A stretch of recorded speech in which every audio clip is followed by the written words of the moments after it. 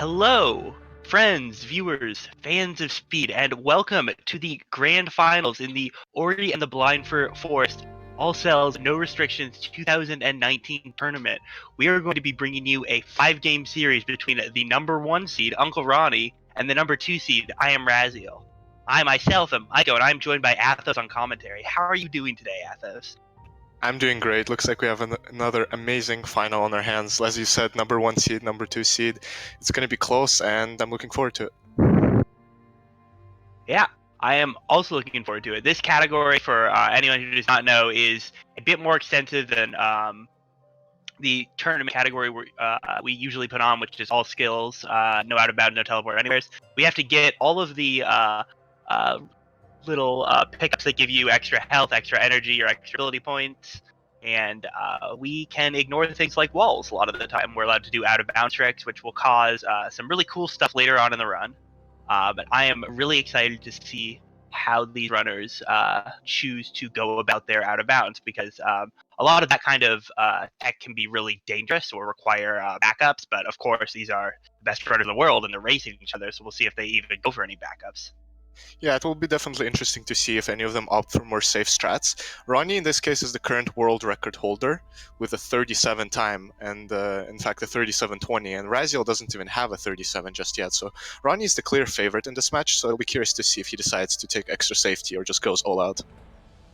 Yeah, it definitely would be a case where safety would make a lot of sense from him, but it's also not really his style. These are both players who've spoken a lot about how tournament situations can definitely impact their nerves, but they're also both very skilled performers. Raziel, I believe it is still true that in every Ori tournament he's ever played in, he has either won or lost to the grand finalist. And because he's here at the finals, that's going to be true for this tournament too. Yep, the tradition lives on. And looks like we're about to start pretty soon. But before we do, is there something you'll be looking for in this match, Aika? I'm looking for a close race, someone to make an embarrassing death in before the cell collection phase starts to cost them a bunch of time, and then just slowly edge it back up via consistent movement and less safe strats than their opponent. Yeah, and no one to forget to sell, please, please, please. Oh God. Yeah, this is pretty unlikely to happen at this level, though. You never know, right? That's a lot of cells to collect, and sometimes you take a death and then forget to grab the cell because you thought you already grabbed it. Whatever, hopefully that will never happen.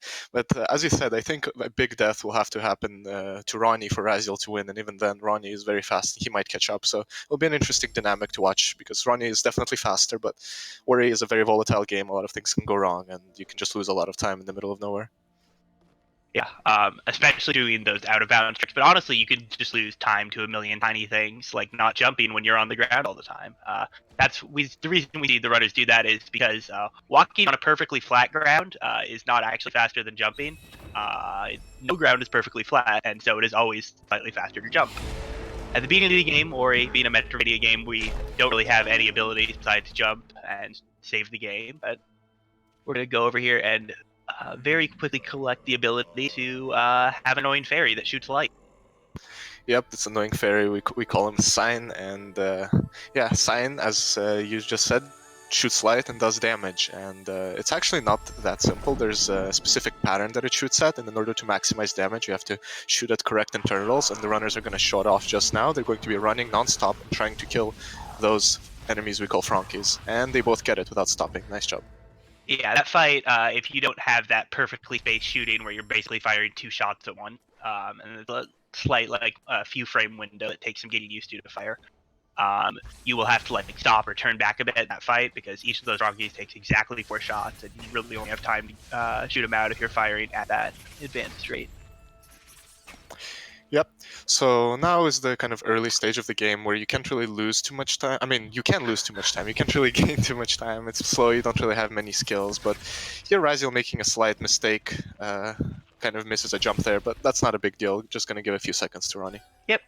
And you saw both the runners taking damage. That is actually intentional, both because it is a fast way to get past these enemies, but because these runners want to be on exactly 1 health coming out, because they are going to...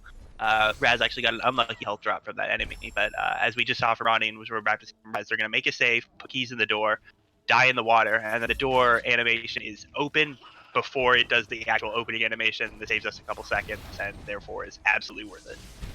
Yep, would rather die than watch cutscenes. And what happened to Raziel here is he was trying to damage boost through the slime, but unfortunately the slime knocked him back, so he couldn't damage boost the slime anymore because he was on 1 health, so he had to kill the slime, and the slime happened to drop health, which meant that he had to take 2 damage from the water, so a little more time lost for Raziel. Yep, just one of those tiny little things that if you were playing this game just like speedrunning, you would reset, not because like it's an unsolvable time loss, but because it was a minute and a half in and you really want to get that PB, and that time would just be mocking you. Yep, but this is a tournament setting. We don't reset around here. We have to go all the way, and that's what makes it so exciting. Thankfully, this category is all cells. It's pretty long, a lot longer than all skills, and there's going to be plenty of opportunities for Raziel to catch up. Yeah, it's definitely this kind of category, just because not just because of the length, but because of like the risk inherent in some of the tricks. It's not really over until it's over, because even with like a pretty substantial lead, if you get a very specific kind of unlucky in one of these tricks, you can have to little backup, and depending on where that backup is, it can be a long way back. The game makes automated backup saves every so often. Yep, absolutely. But for now, we're going to be killing some brambles using a timed level up. Looks like both runners got it, so that's good to see. And now we're going to be heading out to get Dash. Dash is a skill that allows us to go fast, and it's really kind of the core of this category. Yeah, Dash, in basically every Ori category where you do a like non-trivial amount of movement around the world, which is to say categories that aren't any percent, basically the start of the game is going to look like wall jump to dash, and dash is just because dash is just that important. Dash was added in the definitive edition. It's basically just a horizontal like dash, and it'll get augmented later, but is immediately useful because of some cool tech known as dash gliding, and also just for the speed. But do you want to talk a little bit more about the experience route, especially early game, and why it's important? Oh yeah, so right now actually the runners are going for a slightly different experience route. Raziel is going to be going for the slime genocide route, and Ronnie is going to be doing a kind of just regular magnetless, and he's going to be trying to make the same cycle as Raziel. And believe it or not, that cycle is extremely difficult to make. You have to have almost perfect movement throughout all of that Blackroot, but Ronnie is confident enough to go for that. It is ever so slightly faster, because you don't have to collect that extra XP that Raziel did. And Ronnie actually just got the 1 frame pickup on the left, so that's another second time save. But yeah. Yeah. So XP route is not as important in this category as it is in all skills early on, because in all skills you have to do the Frankie walk, but here we can just do a boulder clip which skips that section. So far Ronnie's movement on the left looks really good. Let's see if he can make that cycle. He's going to be jumping through this lantern room, trying to dodge the projectiles, and now he's going to have to time a very specific jump so that he scrapes by the laser. First jump looks good, and he is through. Now he has to make a very precise jump on the platform. 1, and makes it. Wow, Ronnie, very well done. Yeah, that is excellent. With that cycle, Ronnie has gotten all the benefits of going for the genocide route, where you kill a bunch of slimes for experience without actually having to do it. So he's going to save. Isn't this the fastest possible theoretical Blackroot cycles? Yeah, pretty much. That's all you can make, and that's really well done. And actually, Raziel does also make a cycle, but he did go for the genocide route, which is significantly easier to make. Yep, so these guys are going to be, Ronnie will be saving a bit of time over Raziel and Blackroot, but not too much because of Raziel's choice in genocide. And yeah, it is going to be a bit more, or Ronnie widening the lead between them just a little bit. Yep, and we have finally reached Dash. We're done with this Blackroot area with spooky lasers, with spikes that insta-kill, and yeah, now we're going to be heading out of here and doing our very first clip of the game. Yep, which actually is a bit deeper in Blackroot, but not like the important parts of Blackroot. It's definitely away from the everything is dark and spooky place. Yep, and now the runners are going to be using the save anywhere skip or trick to skip this cutscene. Ronnie on the left is going to be doing an orb crush, which is just a swag strat. He's going to be putting this orb under the crusher to have it do some drumming noises, so that's cool. And yeah, now we're getting Dash. Yep, and Ronnie is going to just sort of walk off during the animation. So the reason the trick we saw them do right there allowed them to stack the cutscene for the lantern being turned on and for the or you just sort of looking at the tree. And because we stack those cutscenes, you can get out of the tree activation cutscene early, which is what we saw both these runners do. And now we're going to see Ronnie getting into a place where, actually Ronnie died. And Yeah, just maybe like that, these guys maybe are tied. dashed a little bit too early there. I'm not quite sure what happened, but yeah, you are getting crushed into spikes, and spikes do deal damage. And looks like we're almost synced now, just like that. We're tied. Wow, that And is all rise. incredible, actually. That is just one death, and these guys are basically right next to each other. So we saw them get knocked out of bounds from that boulder, and then they're going to save out of bounds and reuse that save after getting that cell, because this is all cells, and we never want to go back to that room. But yeah, now these guys are just very close to each other, and oh man, they both missed that cycle. It's very hard to catch that cycle coming in that way. So these guys are within a few seconds of each other, and wow, this is incredible. Yep, close early game. So IMRaziel making a few mistakes early on, but then that death from Ronnie kind of brought it all the way back, and we are tied in the early game, which is always great to see. You don't want the catastrophe to happen early and then impact the runner for the rest of the game. Oh man, and with that little death Ronnie just took, IMRaziel has taken a small but very noticeable lead. Like he is an actual second ahead. It's all over. Yep, this run is over. Definitely not. The early game is not that significant. We are almost frame tied here, and we're going to be doing some blind movement. Let's see who we can get up to the wall farther. Yeah, and wow, actually incredible blind movement from both players. That was really impressive, honestly. Yeah, it looks like they both decided to stay on the right wall. Some runners will decide to jump on the left, which may or may not be faster. I'm not actually sure, but still very well done. And now we're going to be heading out, grabbing the water vein, which is the key to the first dungeon, Ginzo Tree. And this is actually one of the most technical places of the run, just because of small jumps like that. This is called Grotto Skip, very well done, both runners getting it first try. And it allows us to skip all of the left side of Grotto. Yep, that jump is very finicky. These runners made it look easy, though. Actually, Ronnie sort of pulled ahead there because Raz took a bit more time just to set up the jump, even though they both got it first try. But yeah, this split is incredibly technical. You see them doing not just normal wall jumping there, but wall jumping and the double jumping in a technique we call ninja jumping. The walls in Grotto is like a wet area. There's like water everywhere. The walls are slippery. They're really hard to wall jump on because of how the textures and surfaces are modeled in this game. And here we have Gumo and another Gumo. Gumo is a master of the shadow technique, shadow clone ninja technique, and that's why we'll see a lot of his clones running around. But it's okay. We have a copy of the water vein, so we're good. Yeah, basically the game is extremely confused at this point. We were supposed to come from the top and head down to Grotto, but we just kind of clip in, and so the cutscenes play in reverse, which is pretty funny. We can see multiple Gumos. Here's another one on the left sitting there with the water vein, which is like we already grabbed it, so whatever that means. Yeah, it's bare water vein. It's redundancy. You wouldn't just build a dungeon, build this giant hollowed out tree and only have one key to it, right? That'd be crazy. Crazy. Yeah, right. Totally. Yep, and so this dash glide here IMRaziel is doing on the right is a little technique with dash where you preserve some of the momentum, and this one is actually pretty finicky. It's pretty precise, and if you miss, you just smash into those spikes, and so both runners getting it, so that's nice. Yep, and now we're going to see them leaving via this backtrack from that opens up once you get double jump, and now they're going to be heading up to an area that the game thinks we've already been, because that would be what you would do if you didn't do that out of bounds flip. And they're going to go ahead, activate this teleporter real quick, and from there head up into the Ginzo tree. Yep, and Ronnie here actually saving some more time over IMRaziel. He made the God cycle, as we call it here, which where you dash right before the spinner can come up, so that's a few seconds here.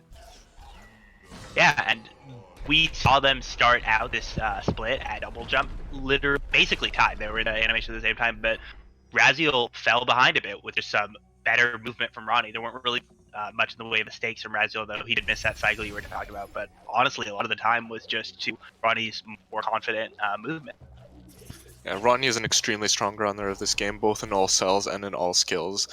And yeah, this is showing here, as we said before, this was one of the most technical places of the run, and so it's not surprising that Ronnie was able to pull ahead. And here we are approaching another fairly technical section, the bash split, where we climb this very, very vertical dungeon and try to not lose too much time to these enemies that are trying to knock us off everywhere.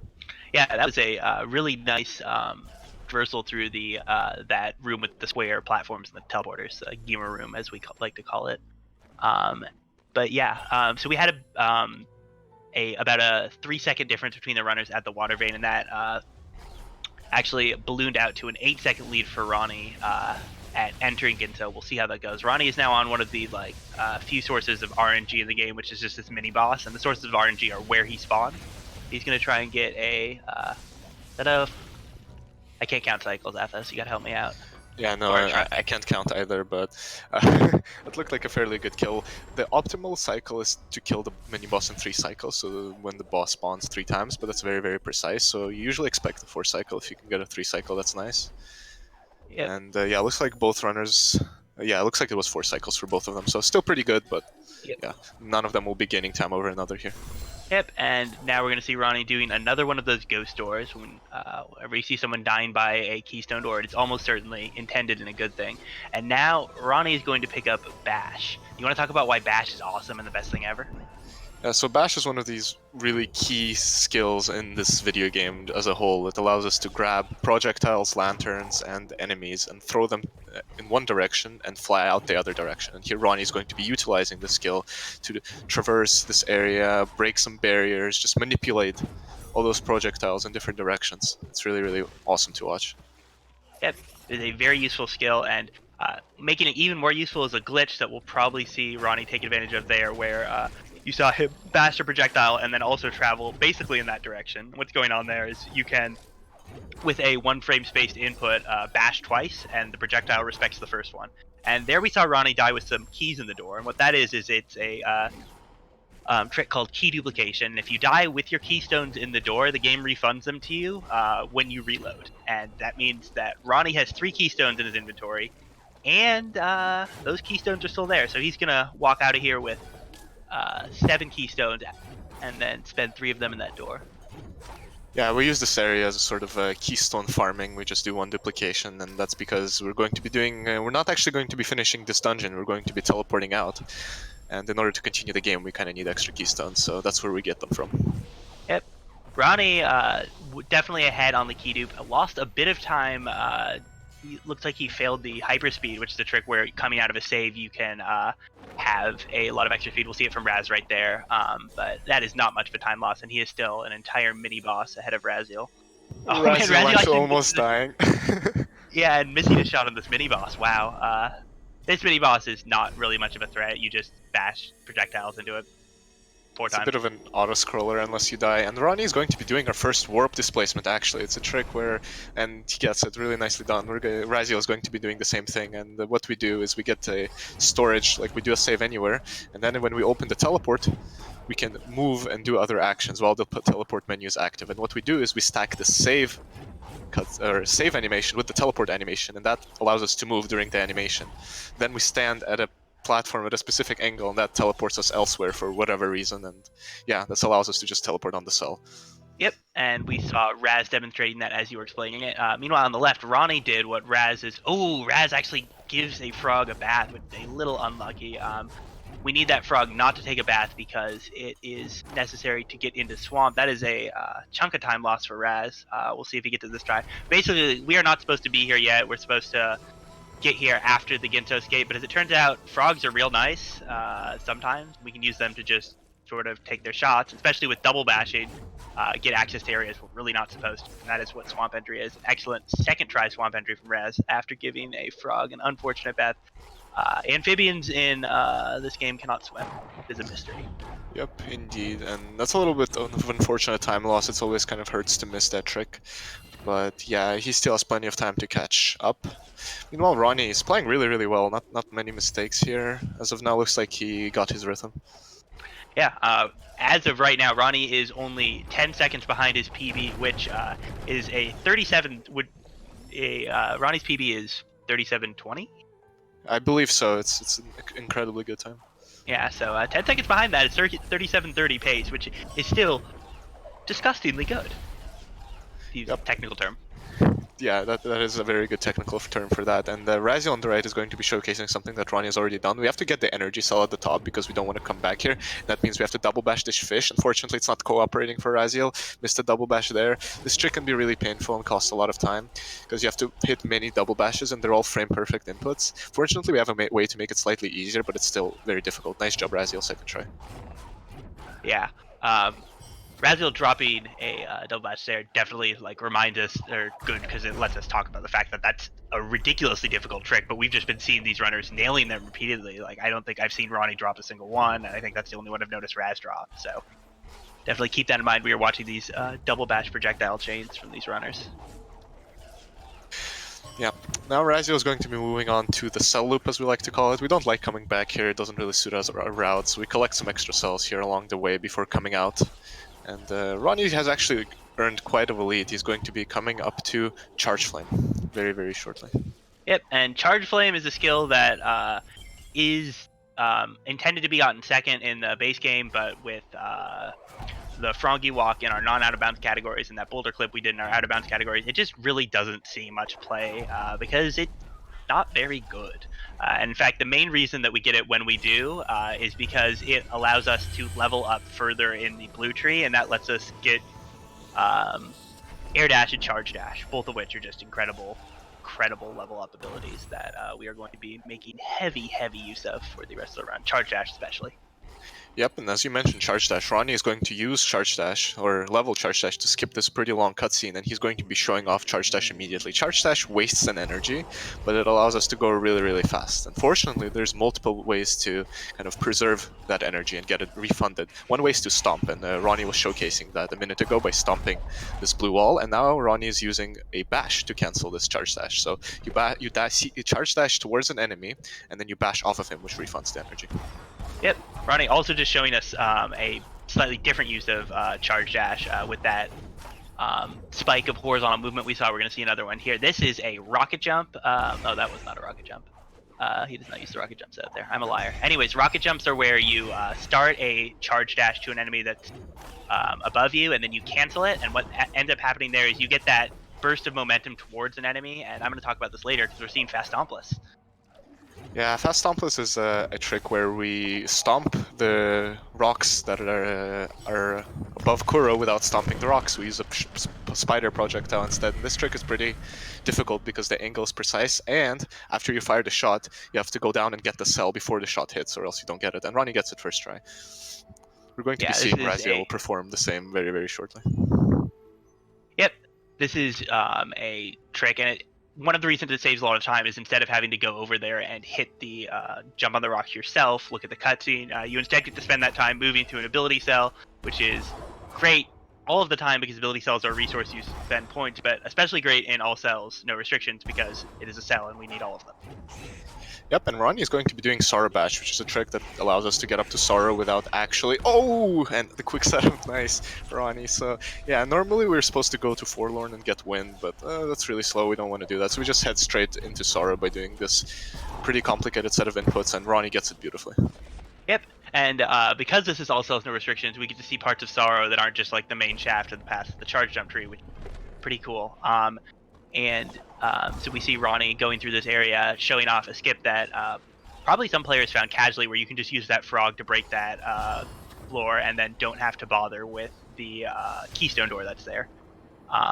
But as we're going to see, we're not going to bother with that vertical shaft area I talked about because of a recently discovered skip that Ronnie is about to show us. He's going to just sort of tap that boulder to get it really slowly rolling, and then it's going to just sort of shove him out of bounds because collision in video games is easy to code and definitely not a nightmare for everyone involved, except us. We're going to abuse it.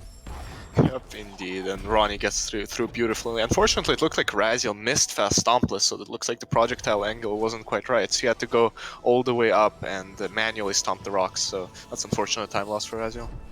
Oh yeah, that definitely is not the kind of thing that feels great. Fast Stompless is a trick that is very costly to miss, just in terms of like the time it costs you. And it also just feels bad because it's a trick that is not just in this category, and so if you've been running this game for a while and you are human and nerves get to you, if you miss a trick like that, you'll be starting to doubt yourself.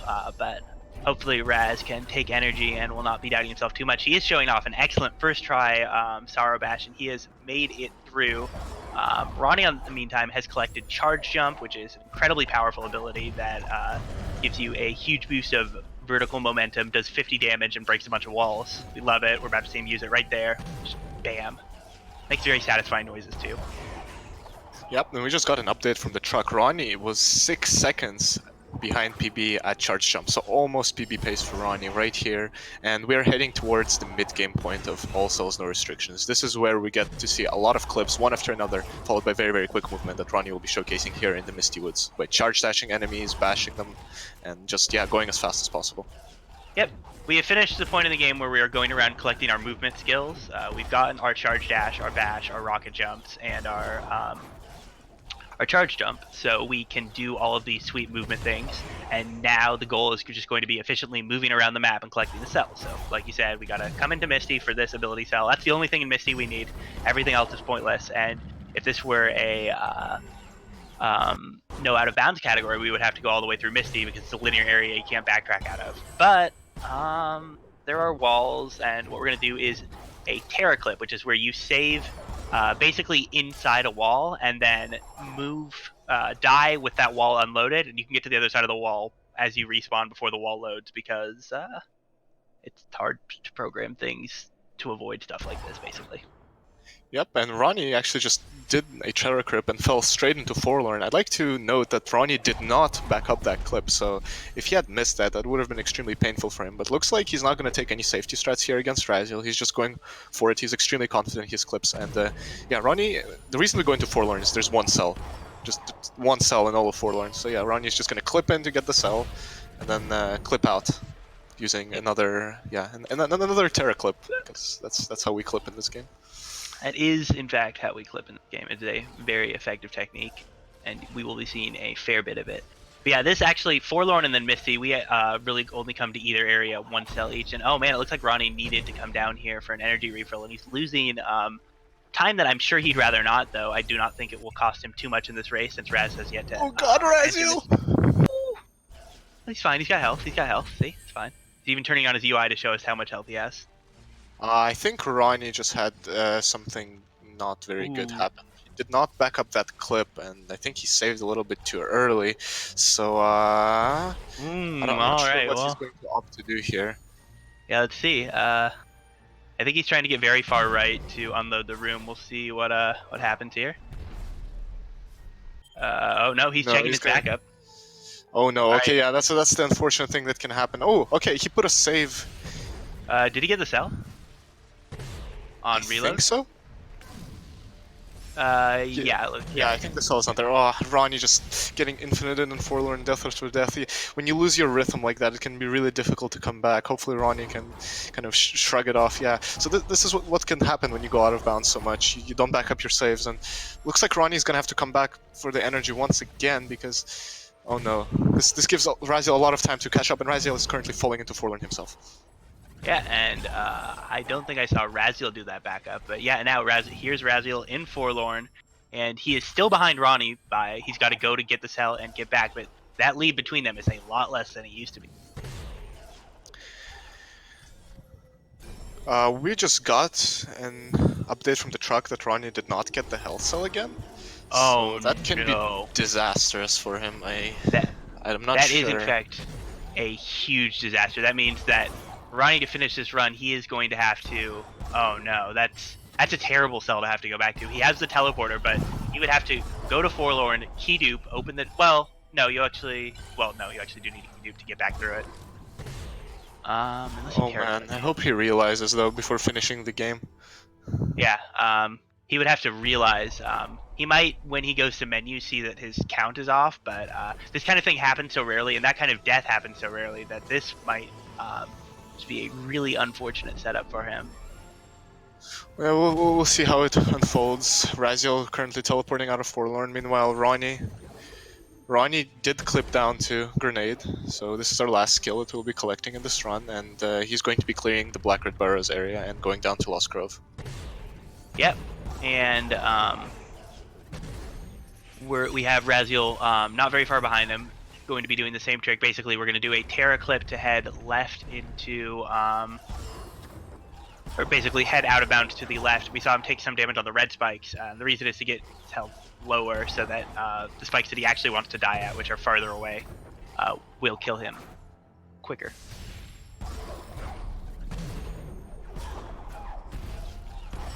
Yeah, we got both our runners heading down to lower Blackroot. And oh, that was actually really cool. We had cute little synced charge jumps. Yep, and we're actually heading towards this pretty scary area called the Lost Grove Swim, where we're going to have to be swimming in a very, very poisonous area, and our health is not very high, so this one is pretty tight, and this is one potential area where we can get a lead change. Ronnie currently clipped down to Lost Grove, and he's going to be starting the swim shortly. Yep. Because we don't escape the Ginso tree, even though the water here looks clean, it's actually heavily chlorinated, or he's allergic to chlorine.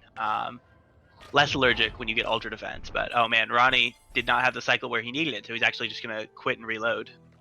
Yeah, what happened there was he actually dropped the double bash, so the double bash didn't go off, which sent him the other direction, and he could not make the cycle on the way back. So that's a little bit of time lost for Ronnie, nothing too bad. Hopefully he can swim out alright though, because this is only half of the story. Yep. And now we're going to see him going out. We have to do more of these double bash chains, which, as we mentioned, all of these are one frame windows on these inputs. And he also has to pick which fish he wants to go out of. Ooh, he's down to 3 health. He's at 1 health! Oh, he gets out. And Calculated. Is he gonna please save? Oh, well, I guess he needs to save up here, but so spooky watching him run around with that sliver of health. I totally never lost a run to just colliding with spikes after that. Really? Me neither. Nice. Anyways, Ronnie does get that save down, and he is going to be doing another Terra clip to get out of this area. Basically doing the same thing. This area is very far down. It's just not really close to anywhere. Oh yeah, actually it's right below Moon Grotto. We're just gonna clip from that ceiling into this very low part of Moon Grotto that we didn't do the first time because we can do it now. Yep, and so Ronnie's going to be clearing Grotto here starting from the bottom. And here's a little cycle that you have to make on the crushers. This movement was really, really clean. Nice charge dashes, no time wasted. And let's see if he makes it. And yeah, he's through. Nice. Actually, yeah, looked good to me. Yeah, very nice. Little manipulation of that cycle. And he gets the health out. Oh, he stomps on the ground a bit. Gets the stomp off a little early, but it is not a big deal. He's gonna take some damage on spikes. Also not a big deal. We're just gonna travel up outwards here, and though the bridge down here was glitched, closed, it doesn't matter because good construction. If you have a bridge, you got to make the terrain on the bottom passable so that if someone gets stuck under your bridge, they can just sort of whoop and up and through. Easy. Brilliant architects in Ori, of course, building the area. And meanwhile, Raziel has clipped into Grotto himself, and he is trailing close behind from Ronnie. So I don't know how this forlorn story for Ronnie is going to be play out, but this is actually a lot closer than what might seem because of that mistake in forlorn for Ronnie. Yeah, I mean, it definitely is going to be. I mean, I hope he notices it because it would cost him a lot more time if he starts the final escape without it there, but definitely still going to cost him a fair bit of time. But for now, he does have a bit of a lead on Raziel, and if nothing else, he can use it to use his race as like, yeah. And actually, he's going to bash up through here. We saw earlier as Ronnie was going through this area, him stomping a peg, and I was going to call it out and then forgot. But yeah, it's the peg that opens that door, and it's important because later we are going to just clip through that ceiling as we saw Ronnie do, and he is going to head up here and start this final bit of cell collection in Grove. This area is pretty entertaining. We have a lot of spiders and a lot of energy, so we use that to go fast and get the cells, I suppose. Yeah, Ronnie had a little bit of trouble getting up there to the cell up top, this grenade cell, so he had to double bash a shot, so some more time lost for Ronnie here. But yeah, Raziel meanwhile has also done his butter clip, as we call it, because it's smooth as butter. Raz actually having a little trouble getting out of there, took a bit of extra damage. We have a lot of health right now, so we can do some pretty long and extended damage boost, but it was still a little spooky. He gets out though. Meanwhile, Ronnie moving very fast. He's got Ultra Magnet, so when he's doing chain charge dashes, the things that he picks up will float behind him at basically infinite range. It's really funny to watch. Yep, and Raziel, they had a little bit of a high five here, the two runners in Spider Sack, and Ronnie is about to set up a new clip that we found really, really recently, one of the newest additions to All Cells No Restrictions, and we're going to be just clipping through this wall below to get to the cell faster. And yep, so now Ronnie has to just die in the place where the scene unloads. And he's through the wall. Nicely done. And yeah, so normally you're supposed to get here by pushing a rock off of a cliff and then breaking this ceiling on the top. But thankfully, we can just kind of jump under it because also good bridge construction, as you mentioned earlier, Aika. Yeah, excellent bridge construction. That's we're just really going to be taking advantage of that here. And yeah, it makes this pass through horror fields much faster. There's a lot less backtracking in terms of just going through the same area over, and it means you get to skip the like obnoxiously slow ending cutscene where you see the rock fall on the bridge, and then you just stare where the bridge was for an extra like 4 seconds because you know got to be really sure that you know what's going on, right? Yep, and now Ronnie's going to be headed to Glades again to start another warp displacement, and this warp displacement is actually going to put us out of bounds. Oh, And Ronnie we use that to collect the cell.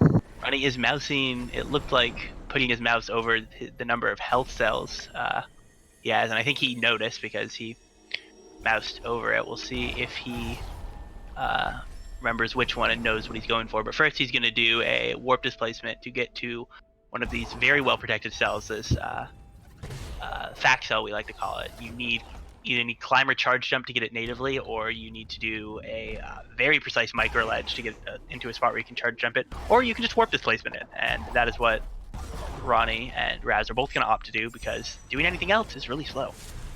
Yeah, and it turns out that IMRaziel did not actually do the clip in. He went through the area normally and then instead clipped out, which is was part of ACNR before we discovered the clip in. So I'm not sure why that is the case. Maybe IMRaziel is more confident with that trick. Yeah, I mean, definitely understandable if you're not as familiar with the newer setup. I think the older one is not that much slower. I mean, it is slightly slower, yeah. And I saw IMRaziel do it in the previous match against Shed. But yeah, maybe he had some trouble with it. It can be a bit finicky, so yep. Yeah, definitely. All right, and now we have Ronnie setting up for the Valley Long Swim, which very long. Water's very dirty. This is also a cell that is incredibly difficult to get in terms of just like access. You can't really do a you can't like tear a clip out, so even if you tear a clip in, you are still you would have had to have opened the lever in the first place, so it's just not really very easy to get to except for doing this long and obnoxious swim that we're now seeing Ronnie do. Yeah, thankfully we have a lot of health at this point, so the water is not that scary. However, the crushers can still kill you, and Ronnie was coming close to several of these crushers, so nice confidence there by Ronnie knowing what he can get through. And Ronnie's really going to the final stages of cell collection. We're going to be clearing Glades and then heading to Ginzo to do the final out of bounds to finish the game. However, Ronnie is missing a cell, so it will be interesting to see how he decides to go about that. Yeah, I think at this point he probably has noticed. We will see for sure what he does soon, but for now he's going to be going for these last cells in Glade. He's going to grab this ability cell over here in Spirit Caverns. It's actually the first and only time we enter Spirit Caverns of the run. It's pretty funny. And now he's going to go down here and get the Glader, as we call it. Grabs this and is going to grab out, skipping the annoying and very slow rock pushing puzzle. And then he's going to head up here and grab what should be the last health cell, but for him is not. Now let's see how he decides to adapt. Meanwhile, Raziel is leaving that same Valley Long Swim area, and he is going to start his Glades cell loop. We have about a 58-second difference between them. Thank you, Truck. It looks like Ronnie really got back to his game. His movement was really clean again, and though Raziel was really close to him for a while, Ronnie pushed in ahead. So if Ronnie realizes, I think he can still make it to Forlorn and come back. But no, I don't think he did.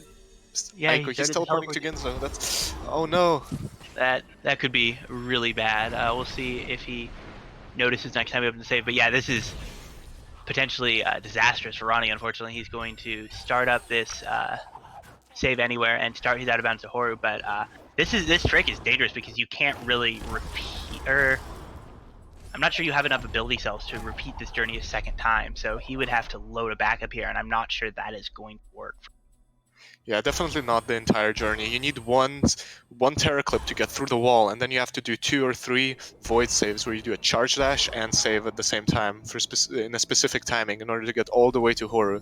So that's really nice that Ronnie gets it, but he still is missing a cell, so unless he realizes, he's just going to be losing the game because he hasn't collected all the cells. Yeah, really unfortunate, but it honestly, when you die in a place that you maybe never died before in a run, something like that, it is definitely understandable that you would not be sure, because his save is right next to the cell.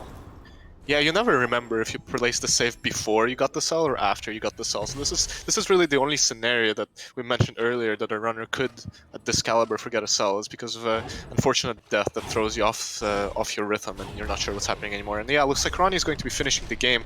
I wonder if he realizes, can he reload and go get the cell? I don't know if there's enough time anyway because Raziel is going to be doing his own grip to horror on the right. He's going to be falling down Ginzo. You have to time it in a specific way so you don't get too high or too low. And second void save, third void save, Raziel's through really nicely. So yeah, Oh wow, unfortunately, Raziel. I don't think this is going to be a win for Ronnie unless he does something now.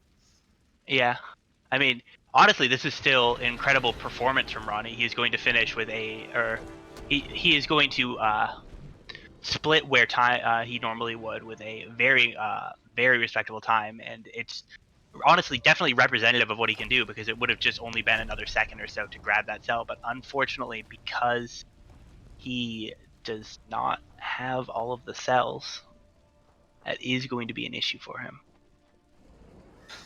Yep, and Ronnie's soon going to be opening the menu probably to check if he does have all the cells, and hopefully, maybe we'll just missed it. He actually did grab the cell, so hopefully for Ronnie that is the case, but that is a little bit unlikely as Raziel is Yeah, also heading to the final sections of the game. And yeah, amazing run by Ronnie, 38-12. I mean, that's an incredible time for any player.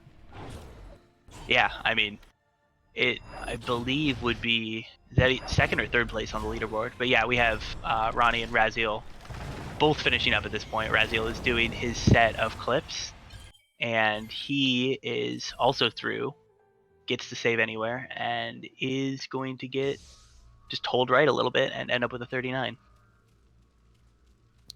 Yep, so GG to Raziel as well. That's a very respectable time. Yep, So we're kind of waiting definitely. on an update on what happened to the cell situation to Ronnie, if he finished it. But yeah, Yep, I don't know at this point. So yep. I think we will. Uh, it is the case that we saw when he opened up the Glades teleporter. He had a 11 out of 12. So it is. So we know Raz doing some Naru optimizations. yeah, and looks like we do have a confirmation that he did miss it. Yep. So yeah, looks like Raziel is actually going to be winning this game, even though he technically has a slower time. Ronnie did not collect a cell and therefore did not Yep. finish the category properly. Raziel has a completed time of 39:38. Raziel or Ronnie, unfortunately, unable to have a finish time despite what we're seeing, because the auto splitter does not manually verify that you have all of the cells. Yep, some versions of the auto splitter do, but not the one Ronnie uses. So unfortunately, yeah. So well, that's just really unfortunate for Ronnie. He's pulled up such a great run. He's been working really hard for 40 minutes, and yeah, just this forlorn can be really tough. You don't have a lot of energy. There's a lot of spikes, a lot of lasers. Things can go wrong. Weird cycles, and all this mess caused him to forget to regrab the cell.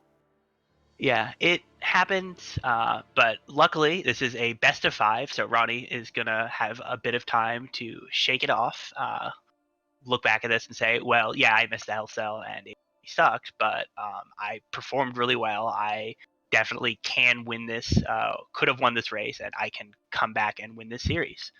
We're gonna need we will be back in about 5 to 10 minutes, but don't go anywhere. We've got more matches or more games in this finals coming up for you.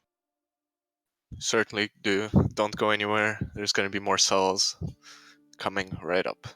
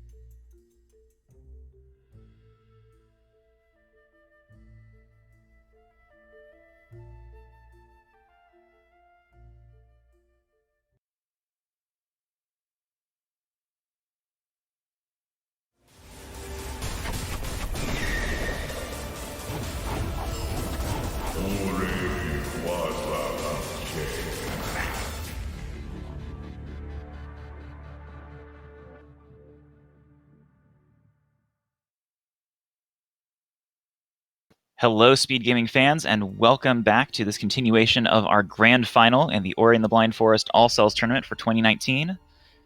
We have up for you next Game 2 of UncleRonny versus IMRaziel. IMRaziel up 1-0 in this best of 5 match. My name is Jay Halcyon. I am joined by Meldon. Meldon, what do you think of that Game 1? Very exciting game, and a very unfortunate finish for Ronnie. Missing a cell, not realizing it, and of course it's a cell that's a huge pain to go back for. So IMRaziel's able to pull out a win in what was a race that he thought he was going to go down 3-0, so he's at least guaranteed a Game 4 if it doesn't go his way for the rest of the night. Yeah, definitely, and Ronnie, of course, having missed that cell, couldn't finish the run.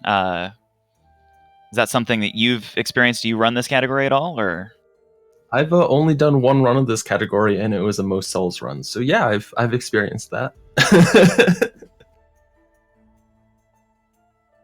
It's very hard to keep track of all of the cells in the game, and counting them as you go while also worrying about other tricks is a big challenge. So it's not that surprising that it happens, but for the top runners, they're normally pretty good about it. Yeah, and especially the cell that was missed is just really, really difficult to get back to, even if you realize you've missed it. So that's one of the worst outcomes you could have there. But hopefully we don't see anything like that this race, and we can get a victor on skill of play rather than category complete. Agreed. And our runners are kicking it off, and looks like both able to prologue skip successfully. And times should be synced up. It looks like IMRaziel started a little bit earlier. There we go. So both of our runners running and jumping. Yeah, there's not much else to do in this early game. They will be running and jumping till they collect sign, and then they'll be running, jumping, and shooting. Although the shooting is not the most useful of the offensive abilities we'll be getting throughout this run.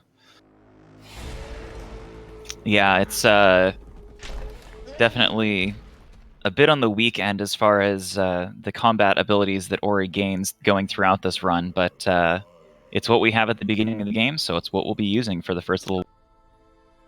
Yeah, and the use of it is very important to save some time.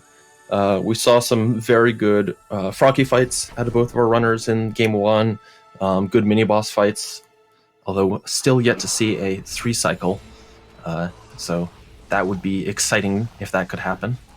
And both of them very clean in this Frankie fight, able to get the no-stop. It looked like there might have been a slight pause, but otherwise pretty much still tied. Ooh, Ronnie missing a small jump, taking a very small disadvantage in this early game, but it does not matter very much. Yeah, and just like that, IMRaziel pausing just a little bit, jumping over that slime, and they're tied up again. The only way I can tell the difference that we've got two different streams is IMRaziel's orange. Yeah, this early game is incredibly well optimized because it's very similar to the early game that's run in pretty much every category. But for the most part, the optimizations are going to be small couple-second differences. And while they can add up, there's a lot of major time loss that can be taken later on. So even a 10, 20-second lead, if it happens throughout this early game, won't really matter very much. And both our runners skipping this health cell, so they will be at 1 health for the next little sequence before they pick up some extra health. Yeah, and that can make this early game a little bit dicey. We see both of our runners, though, making it through to that Green Flower, where they do get a health drop guaranteed, so they've got a little bit of margin now. But don't expect to see either of these runners have any trouble with this region. Yeah, and both of them, it looks like their their XP is in a good position. Ronny will be taking this flower, and it looks like he's about 1 XP away, so he'll be fine to level. And Raziel's in exactly the same spot, so both will be able to get that level up on the way out of here to break all those brambles.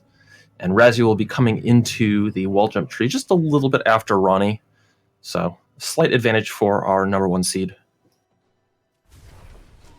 Yeah, just a handful of seconds between our runners here, but that optimized movement by Ronny, even showing itself off this early, I expect to see him, just those little things, the slightly better optimized movement, probably letting him pull ahead through the early and mid.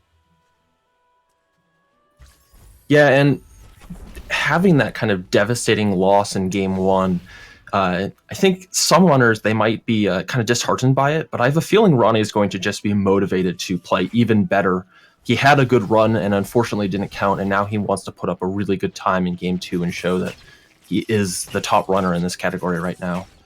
So I wouldn't be surprised if we just see a spectacularly good run out of him. Yeah, Ronny definitely is seemed to be, to me at least, to be the type who will react to something like that with more of a determination than sort of a hopelessness reaction, which is good and will definitely help out in this tournament setting. And Ronny getting a little bit of time as he's not grabbing this 15 XP on his way into BRB. Looks like his XP is at about 24 right now. And Raziel's is a little lower, consequently from getting that XP. And he'll be picking up some slimes here at the beginning of BRB. Yeah, Ronny able to skip taking those slimes by doing a little bit of a tricky wall jump up to this 100 XP orb that you can see right above him on his screen right now. And Raz deciding to not go for that and instead collect the XP from about 4 of the slimes in this area. Oh no, Ronny taking a death. Thankfully, that safety save. Yeah, that does give Raziel the lead, though, in this early game, and he should be able to capitalize even a little more because he won't be collecting this XP up here, which is kind of the time advantage he gets for taking that earlier XP in these slimes. And if everything goes well, this will end up with them both on very similar cycles, although that death to Ronny has a chance. Oh, and he takes another one. Oh, that puts him back to that same save, so losing even more time in BRB. This is very unfortunate. Yep, Raziel getting his genocide cycle very crisply there, so having a good run through Blackroot Burrows is Raziel. Ronny picking up that 100 XP again, and will be making another trek across to those lasers. Yeah, this is definitely proof of how brutal BRB can be in the early game. You have basically no movement options. You spend a lot of time walking around with this orb, and it's very easy to die, just lose time, and even for the top runners. And it looks like Ronny misses this cycle, likely messed up by that death. These cycles don't kind of always end up in the right positions if you take a death. So he'll lose a little bit of time in the air as Raziel is pulling the lever and will be doing the cutscene skip of the rest of this darkness lifting cutscene in just a little bit.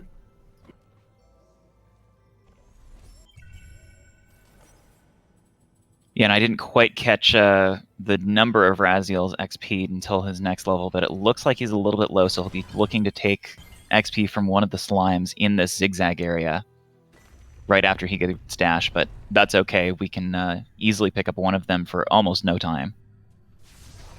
Yeah, definitely. And even a second one isn't much of a time loss, although it looked like he doesn't need the second one. I want to say you're typically shooting for like in the 55 range, and my guess would be that he was somewhere in the maybe mid 60s. So, well, it does look like he is going to take a second slime. Maybe he likes to be a little higher here, or just wasn't quite sure. And it's definitely better to have more XP in this position than less XP, as missing the next level up is not very fun. Yeah, it's definitely a larger time loss to miss that level up and have to do the backup there than it is to just take a second slime in that zigzag. So making sure that he gets that level up, successfully getting that boulder clip very nicely, and Raziel is now down into the Moon Grotto. Yeah, I'll be going for an early cycle on these crushers here. Looks like he may have just messed up his wall jump, was not able to get a dash off to actually attempt that. We'll see if Ronnie is able to get that. It is a very difficult movement in order to get there in time. Does mean that Raziel will not have to do an SA all the way down to the double jump tree as he's able to get that energy crystal there. Yeah, and we do have a bit of a race update here at the dash tree, which is not necessarily the best indicator because of the different strategies involving the cutscenes that they're using. UncleRonny was 40 seconds behind Raziel. So Raziel able to make good on that time loss that Ronnie suffered in Black. Yeah, definitely. And it looks like it was about 38 seconds at the health cell, so Ronnie saving a couple seconds probably as a result of that cutscene stack. But still a noticeable lead for Ronnie, or sorry, for Raziel, and Ronnie did not make the early cycle, so will not catch up any time there. So Ronnie in actually a commanding lead for this early game. If he's able to kind of keep his movement very clean and not mess up any of these tricks, he could keep this advantage for a long time, even against a slightly better runner in Ronnie. Yeah, he'll have given up a bit of time there to that second try grotto skip, but second try still very quick, definitely quicker than the alternative. Ronnie not getting blind movement off the double jump tree. Yeah, I'd said earlier that I had a feeling that he was going to be motivated into playing better than before, but it looks like he actually might be a little shaken by that game one mishap. A couple of kind of uncharacteristic mistakes out of Ronnie so far. Hopefully he's able to clean this up as we progress later into the run. Yeah, we'll see how he does on this grotto skip. Nails it first try, no hesitation either, so... Even gets that very really nice little jump, often called the baguette jump, which saves a minuscule amount of time, but it looks good, so you gotta go for it. It does look very, very cool, especially compared to the alternative that I'd say 90% plus of the runners do here. But Ronnie getting it up to his water vein. We'll get a race update on how Raziel's lead has fared at that point. Raziel making his way up toward the Ginso tree to use that water vein. And Raziel having a little bit of trouble with a couple of these walls. For example, just there, misses that jump up to the kind of next part of that wall. But none of those are costing very much time. He's losing like less than a second on some of these, but overall is still able to maintain this very healthy lead. We'll see if he's able to save a couple seconds here with this early cycle you can get on these crushers.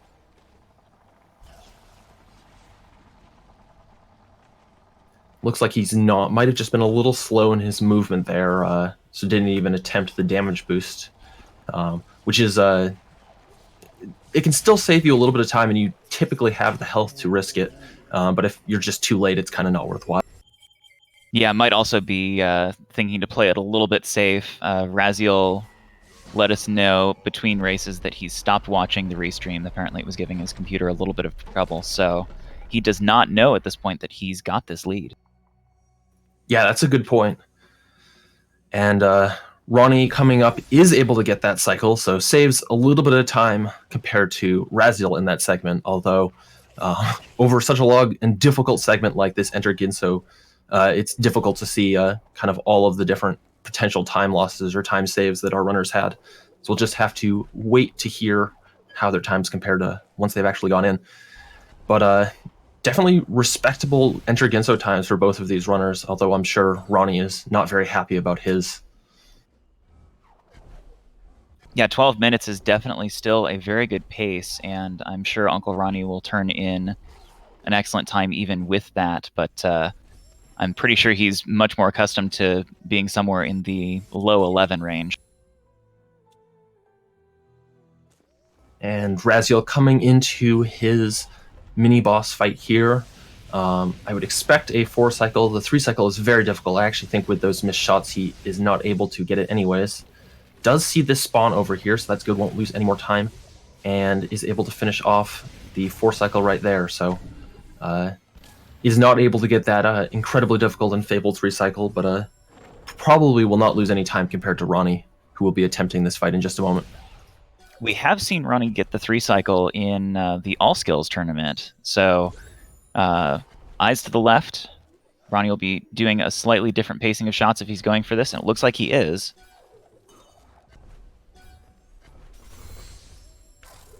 Almost. That was so close. Wow. I think he was 1 shot off, maybe a second one, but a really good attempt from Ronnie. Yeah, the pacing for that is very precise, very tricky to do, and Ronnie, a runner who has a lot of practice doing it because he does take that quick flame route in all skills, almost pulling it off here in all cells, and that would have been a nice time save. Yeah, even then, he still saves a little bit of time, just less shooting after that 4th cycle begins. So he'll probably be catching up a little bit on Raziel as they come into kind of the next difficult trick in this category, key dupe. There's, of course, plenty of kind of good setups for this, so I would be surprised to see anyone mess it up. But it's one of the first tricks that can lose a lot of time if it doesn't go well. And it's fine for Raziel. His keys are in the door. He does not rekindle here, so he'll need to be a little more careful in this movement after the key dupe, but he should be fine. And Ronnie has collected Bash and is making his way up against the tree as well. Yeah, a bit of an interesting chain of double bashes there for Ronnie. It looks like his initial shot to break that vertical wall didn't go all the way through, so he decided to double bash the shot that he was using to get back up toward that wall along with him and use that to break it. Good adaptation. Raziel missing the jump at this second mini-boss, but is able to do a nice double bash to not lose a shot on it. And Ronnie looks like his key dupe was also successful. I didn't catch it, but I would assume that he's not collecting this energy cell otherwise. And Raziel's now teleporting out of Ginso. Will be heading to do Swamp Entry, so still maintaining a very solid lead. As Ronnie has a little bit of trouble here, misses a couple of these keystones, has to go back for them, losing a little bit of time on each one of those.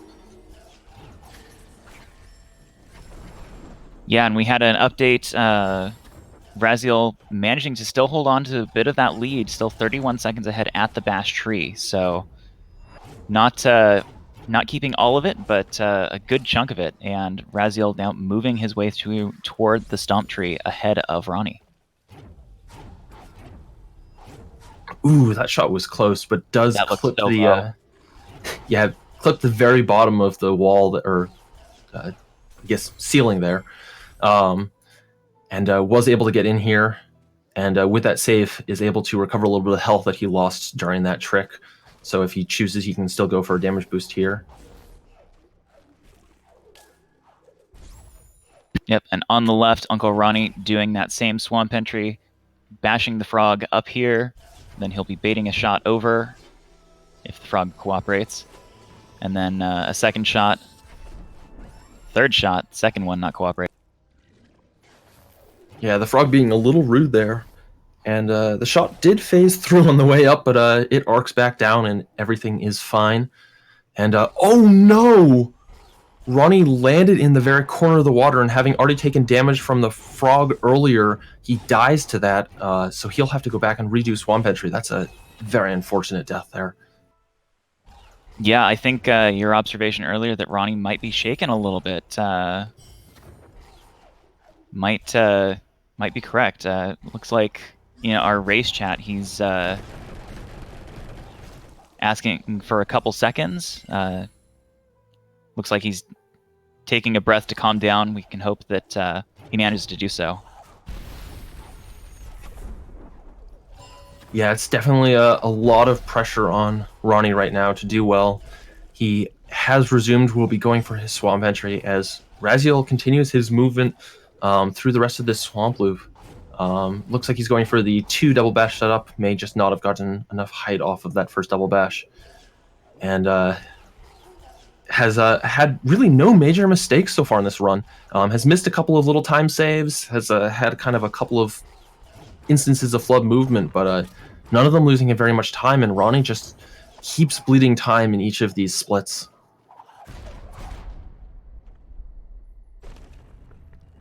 Yeah, and here, as Ronny gets to the Stomp Tree, we will get an update on exactly how much time he's unfortunately lost to those mistakes. But yeah, 1 minute and 40 seconds. Thank you to our truck. Yeah, for what is becoming the mid game of this run, although I mean we're not even halfway done yet. This is a huge lead for Raziel. But of course, he doesn't know how much of a lead he has, so he just has to keep playing kind of the same way that he would in any of these races. But his late game over the tournament has been spectacular, so I would not expect him to have any trouble with this.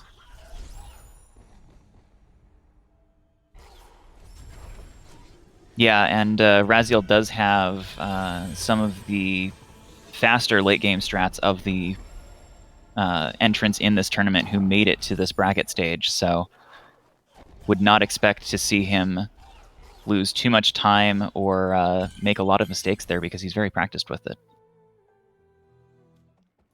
Yeah, and he's nearly at the point in this run where things are really going to speed up.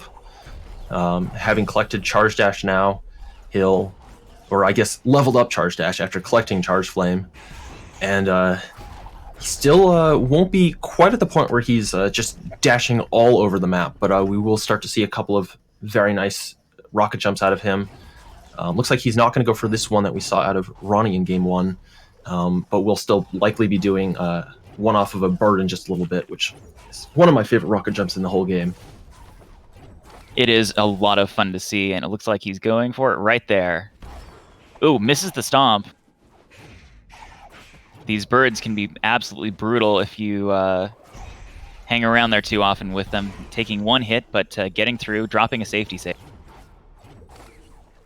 Yeah, the positioning on that, if you're just a little too far right, you kind of miss the bird as it bounces off the wall, but nice recovery. It can be hard to get that bird back in a good position, so very impressive that he was able to do that without taking a death or losing any more time than he did.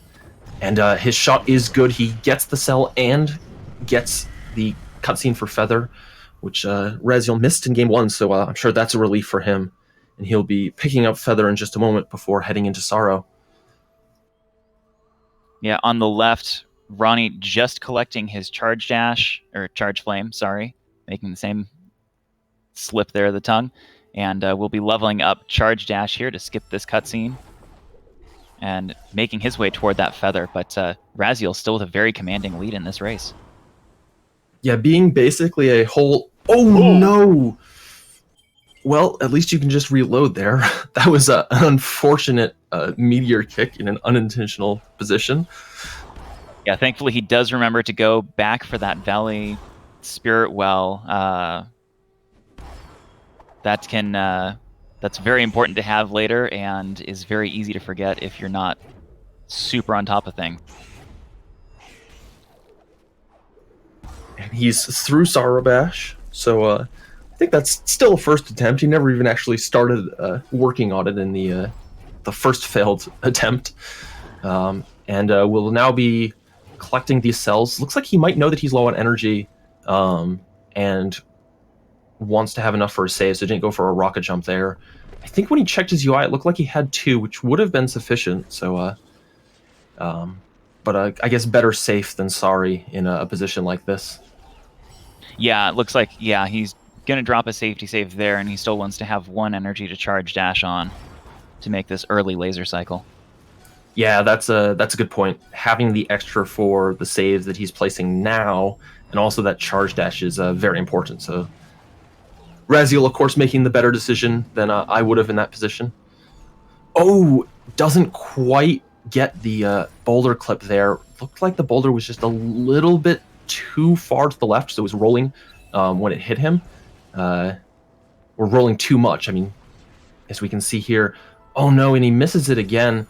Looks like he's just going to continue to go for this setup from this lower save here as opposed to kind of reattempting with the boulder. But meanwhile, Ronnie is on Sorrow Bash and definitely catching up as Raziel struggles with this clip. Yeah, and this sort of struggle from Raziel is exactly what Ronnie needs to get back into this race. Taking a death in Sorrow Bash, though, is Ronnie. So, yeah, both of our runners having some difficulties here with this Sorrow segment.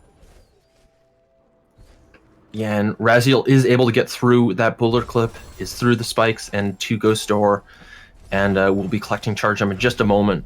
Finally got the correct boulder positioning for the setup he was using on that clip.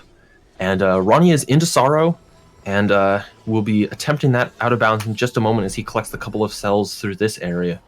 And I don't know exactly how much time Raziel lost on that, combining the Sorrow Bash death with his multiple attempts.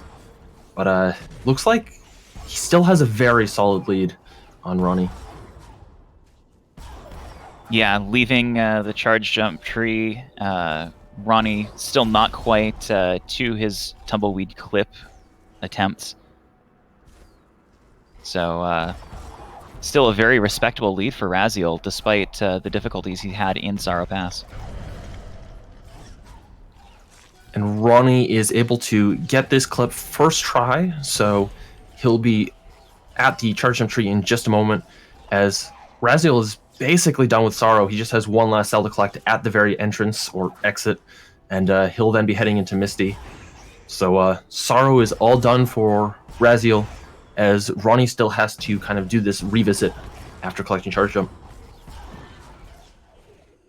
Yeah, and it looks like between the various difficulties our runners had, Ronnie was able to close the gap just a little bit. He's only 1 minute behind now at that charge jump tree. So depending on how well Raziel's Misty, Forlorn, and then running through the cell collection goes, Ronnie may have a chance to get back into this. Speaking of Misty, Raziel already having some difficulty. Looks like he was low enough in energy that he didn't want to continue attempting a rocket jump there, and definitely losing a little bit of time compared to the optimal movement through that area. But in terms of the mistakes that can happen in Misty, that's definitely not very high up there. This clip is the most important thing within Misty, and it looks like he's not going for Atsu skip, which he hasn't in the past, and will just be doing the charge dash clip against the wall here. Yeah, it's a fair bit slower to do it this way, but also a lot more, I would say, consistent if you are unpracticed at it. So Raziel getting through that, no problems whatsoever, and on his way down to fall into Forlorn. Yeah, for any of these Terra clips that have these like really nice nano dash setups, it's basically impossible to fail them if you just do the correct inputs, which, I mean, is possible to mess up. But they're very simple inputs, as opposed to if you're doing any of these wall clips, there's a lot more that can go wrong, and with Atsu skip, it's possible to just mess up your movement on the way back, and you're just unable to finish because you'll just soft lock in the cutscene. So there's kind of a lot more that can go wrong for Ronnie, but he gets it all very nicely, and he is on his way into Forlorn, highlighting his health cells there, as he's about to go collect the health cell that he missed in his first run. So definitely very aware of that mistake, and we'll be watching out for it. Yeah, Raziel backing up his save before going for this clip to leave Forlorn. Did miss an energy pickup over at that health cell, but had his save already in place. Oh no, and needs to use that backup. So Ronnie catching up pretty rapidly here. Yeah, this is very unfortunate for Raziel. I think that clip looked good. It's a little difficult to see.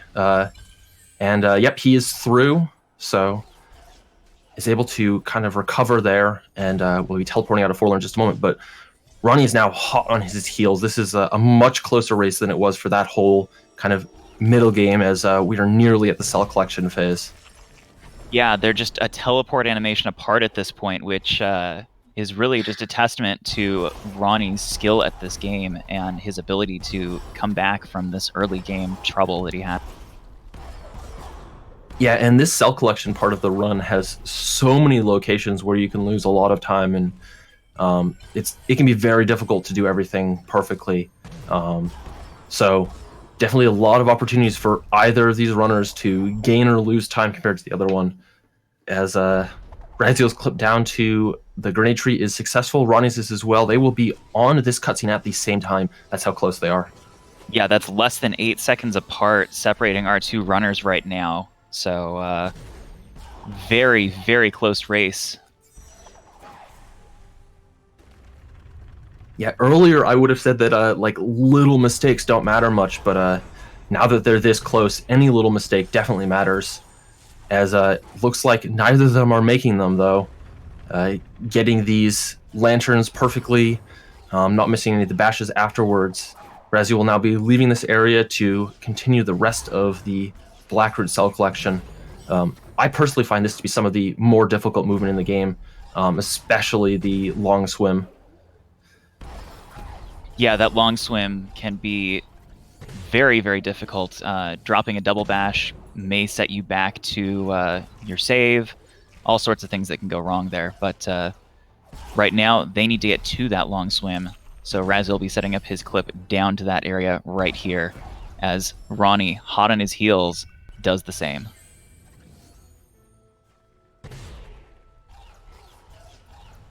Yeah, Raziel had to wait on that laser cycle, so Ronnie actually caught up even more time. They are kind of in that out of bounds at the same time. Both are able to get it successfully. And it looks like Raziel flubbed up his movement a little. I think Ronnie's in the lead now. Yeah, Ronnie into the water just ahead of Raziel there, taking that lead. Raziel looks like got an interesting crusher cycle there. He'll be down a fish on the way out. That could be very detrimental to his race. I do think that he maybe had an extra health compared to Ronnie. Might have just not taken as much damage earlier. So he should still be fine. We'll see. Yeah, he has plenty of health. Ronnie leaving with 1 health. Raziel leaving with a full 3. So that swim went fine for him. As they both will now collect the last cell over here and then out of bounds to get into Grotto. Yeah, in this cutscene, simultaneously picking up this cell at the same time. This is incredibly close.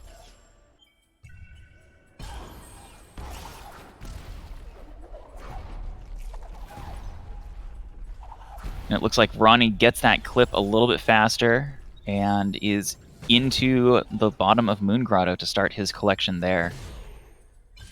Raziel joins him just a few seconds. Yeah, but Ronnie's starting to take a more significant lead with kind of every one of these tricks. So he's having just a spectacular late game, and it'll be difficult for Raziel to keep up if Ronnie doesn't make any mistakes. Yeah, especially the movement that Ronnie goes for in this late game, just using his large amount of energy and his knowledge of the way that charge dashes and refunds work to its fullest. Yeah, definitely. His movement through this area is kind of always impressive. So nothing against Raziel, who's, very good at this game as well, but it's just really hard to keep pace with Ronnie when he's nailing all of these charge dashes.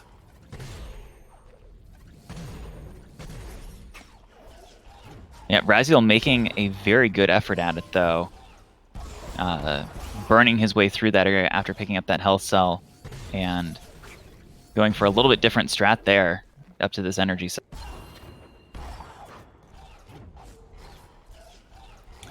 Yeah, we'll see. Ronnie was able to get this really nice cell animation cancel in this area earlier, which doesn't save a lot of time, but even the small little differences like that can be good. And it looks like Raziel's not going for it, so Ronnie saving a little bit more time, kind of keeping this advantage growing. Yeah, it seems like Ronnie's found his stride there, or at least feels like he has. No save on that butter clip. Missed it once, but fearlessly went back to it. If he'd missed that, it would not have been pretty. Nice, and he nails that rocket jump all the way up to the spider. That one's very easy to bonk on the spikes or the wall there. Raziel getting the same, so not losing any time relative to Ronnie and that particular piece of movement.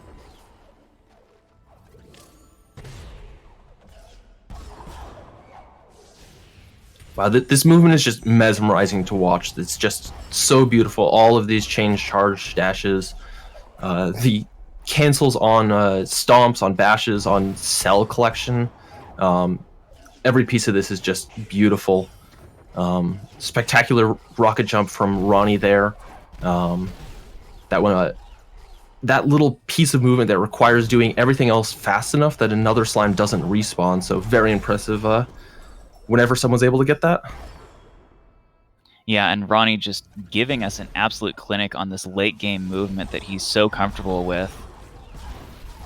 And using that to just pull so far ahead of IMRaziel here as even from that early deficit. Yeah, it looks like at the health cell at the entrance of Horror Fields, he was already up to an 18-second lead compared to the 3 or I guess 5 seconds he had earlier. So kind of just with every cell, he's just adding a couple seconds to this lead. And a beautiful movement on his way out of there as he's nearly done with what we consider the Grove area. Just has this one last cell over by the Swamp Teleporter. Yeah, making full use of all of that energy is something that it can take some getting used to if you're very used to running the all skills route, where we just don't have the amount of energy that we do in this all cells run to essentially charge dash everywhere. And IMRaziel's still really close. I mean, he is still probably within 20 seconds of Ronnie. He's teleporting to Glades. Oh, it looks like, did Ronnie mess up his warp displacement? Yeah, it looks like he's still in the right wall. Did he still got to the cell? It looked like he was setting up as though he was going for that Ginso warp displacement, a little bit farther to the right on the log. But yeah, I thought I glanced over and saw him doing it already, and that was a second attempt, but I might have been totally wrong there. Was nearly too far right, but was able to get the cell in this. I might just be mixing up the teleport from Swamp back to Glades with a reattempt on it. Yeah, very easy to do. Oh, IMRaziel missing that grenade throw, unfortunately. We'll have to go back and redo that. That can be a bit troll. Yeah, and isn't able to quite get the movement all the way down to the cell before the animation starts, but has collected that and is now heading up. But Ronnie's all the way at the Valley Long Swim, and some erratic mouse movement has me a little confused. Maybe just wasn't quite happy with the cycle he got there. Ooh, does take a hit from that fish. That's unfortunate. It'll leave him a little lower on this exit than he might wish. Flashed his health quickly, but I couldn't see how low it was. He's just going for this, though, and does get the nice meteor kick off that fish to get this cycle, so he should be fine. Yeah, I think on the way in there, he just wasn't happy with the cycle that he got on those crushers, and thus was maybe a little bit frustrated with it, but recovers nicely, getting those good cycles like you mentioned on the way out. IMRaziel going for those same cycles, sneaking through those crushers. Yeah, it looks like he didn't quite get the meteor kick on the fish, ended up actually hitting the fish with the charge dash, but still makes those cycles, so he's out of that, which is kind of the last dangerous swim we do in this game. We still have another one in Glades that's relatively long, but we have a ton of health at that point. And IMRaziel's still quickly making his way through this area, misses the full rocket jump there, so loses a little bit of time compared to Ronnie, who's all the way at the Gladeser pickup. Very nice jump from Ronnie there to skip going over to the actual spikes there. Yeah, and Ronnie being fast enough through that area that he can use some charge dashes up at that ability cell before the frog to his left respawns. Very nicely done. Lots of animation cancels going through this area. Yeah, so much of his movement is so very careful to just save like less than a second on kind of each of these precise pieces of movement, but it all adds up, and he is just about to do the warp displacement to the Ginso tree, and he'll then be heading out of bounds over to Horu to collect the last cell and to finish the game. He Looks like he's slightly out of bounds. Did he get? Yeah, he got the clip he was going for. Very nice. So that'll save him even more time. Very impressive. That was a relatively new setup for that warp displacement, and he does it masterfully. Had to kind of finagle his way with the wall, but if you're out of bounds, it doesn't really matter because it saves setting up an extra death and spending an extra ability point, so a very big time save. Yeah, on the right we can see here what Raziel's doing is what Ronnie has just avoided doing with this clip that he's setting up now, and then we'll be moving off to the right to take that death. Meanwhile, Ronnie setting up his last out of bounds and his final save anywhere. Into the swim in the final escape, makes it into that water, double bashing the fish. Rocket jumps off of it, gets all the way up, and he's into that final cutscene. And Raziel has successfully clipped to the energy cell and collected that. So he'll be attempting this last out of bounds as well, but it looks like Ronnie is successfully done with that SA, so he will be taking the win in this race. Yeah, that'll be about a mid-39, still a very respectable time, especially with those early difficulties he was suffering. Raziel gets his set up for his last clip here, out of bounds. Into the void, into the water, double bashing the fish, and we'll be going for this rocket jump, and then that final cutscene skip. Yeah, Raziel will still be finishing with a sub 40 time, so still a very impressive run. But Ronnie showing how good his late game is, coming from a nearly 2-minute deficit around the stomp tree and able to tie it up by light grenade and then just push ahead with superb movement. So Ronnie taking game 2. We are now basically in a best of 3. Whoever can take the next 2 matches will take the win in this.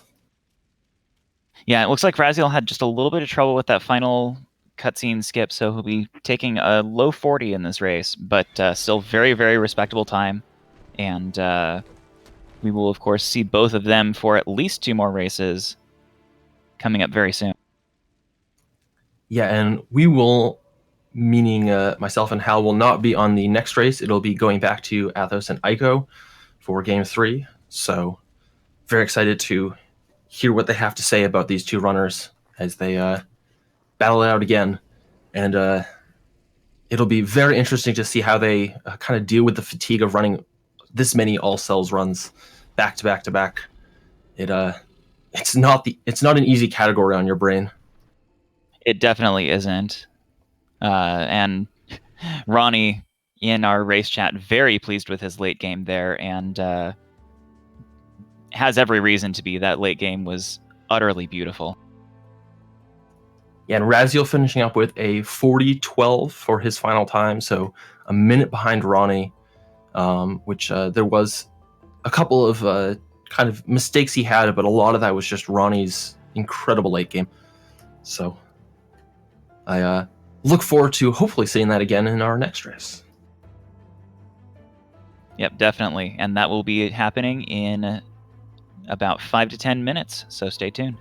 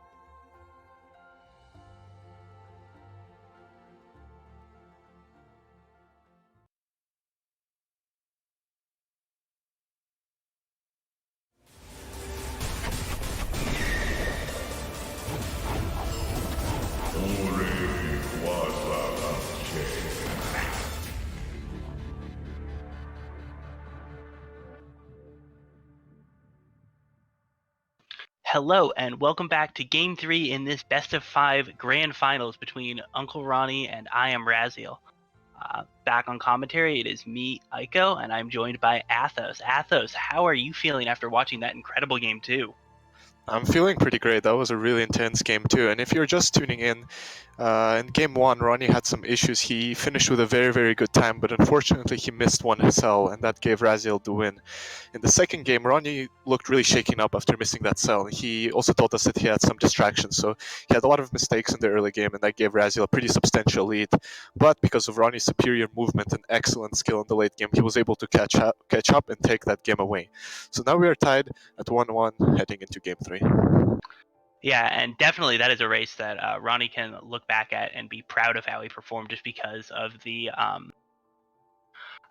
how incredible his late game was. Raziel, on the other hand, had an incredible early game that he can be really happy about. He unfortunately mentioned that he got pretty nervous around the feather split, because he saw that he was actually pretty far in the lead, and that can actually be a pretty big source of nerves, because when you're behind, and don't know where you're at, you just have to play your best and hope it goes. But if you know you have a lead, you have this sort of tension to consider about thinking about, like, taking strategies that are maybe a second to a half a second slower, and but are maybe safer, and going back and forth between, oh, should I be safe, should I not be safe, that can add a lot of nerves. So we will see if we run into that kind of situation again.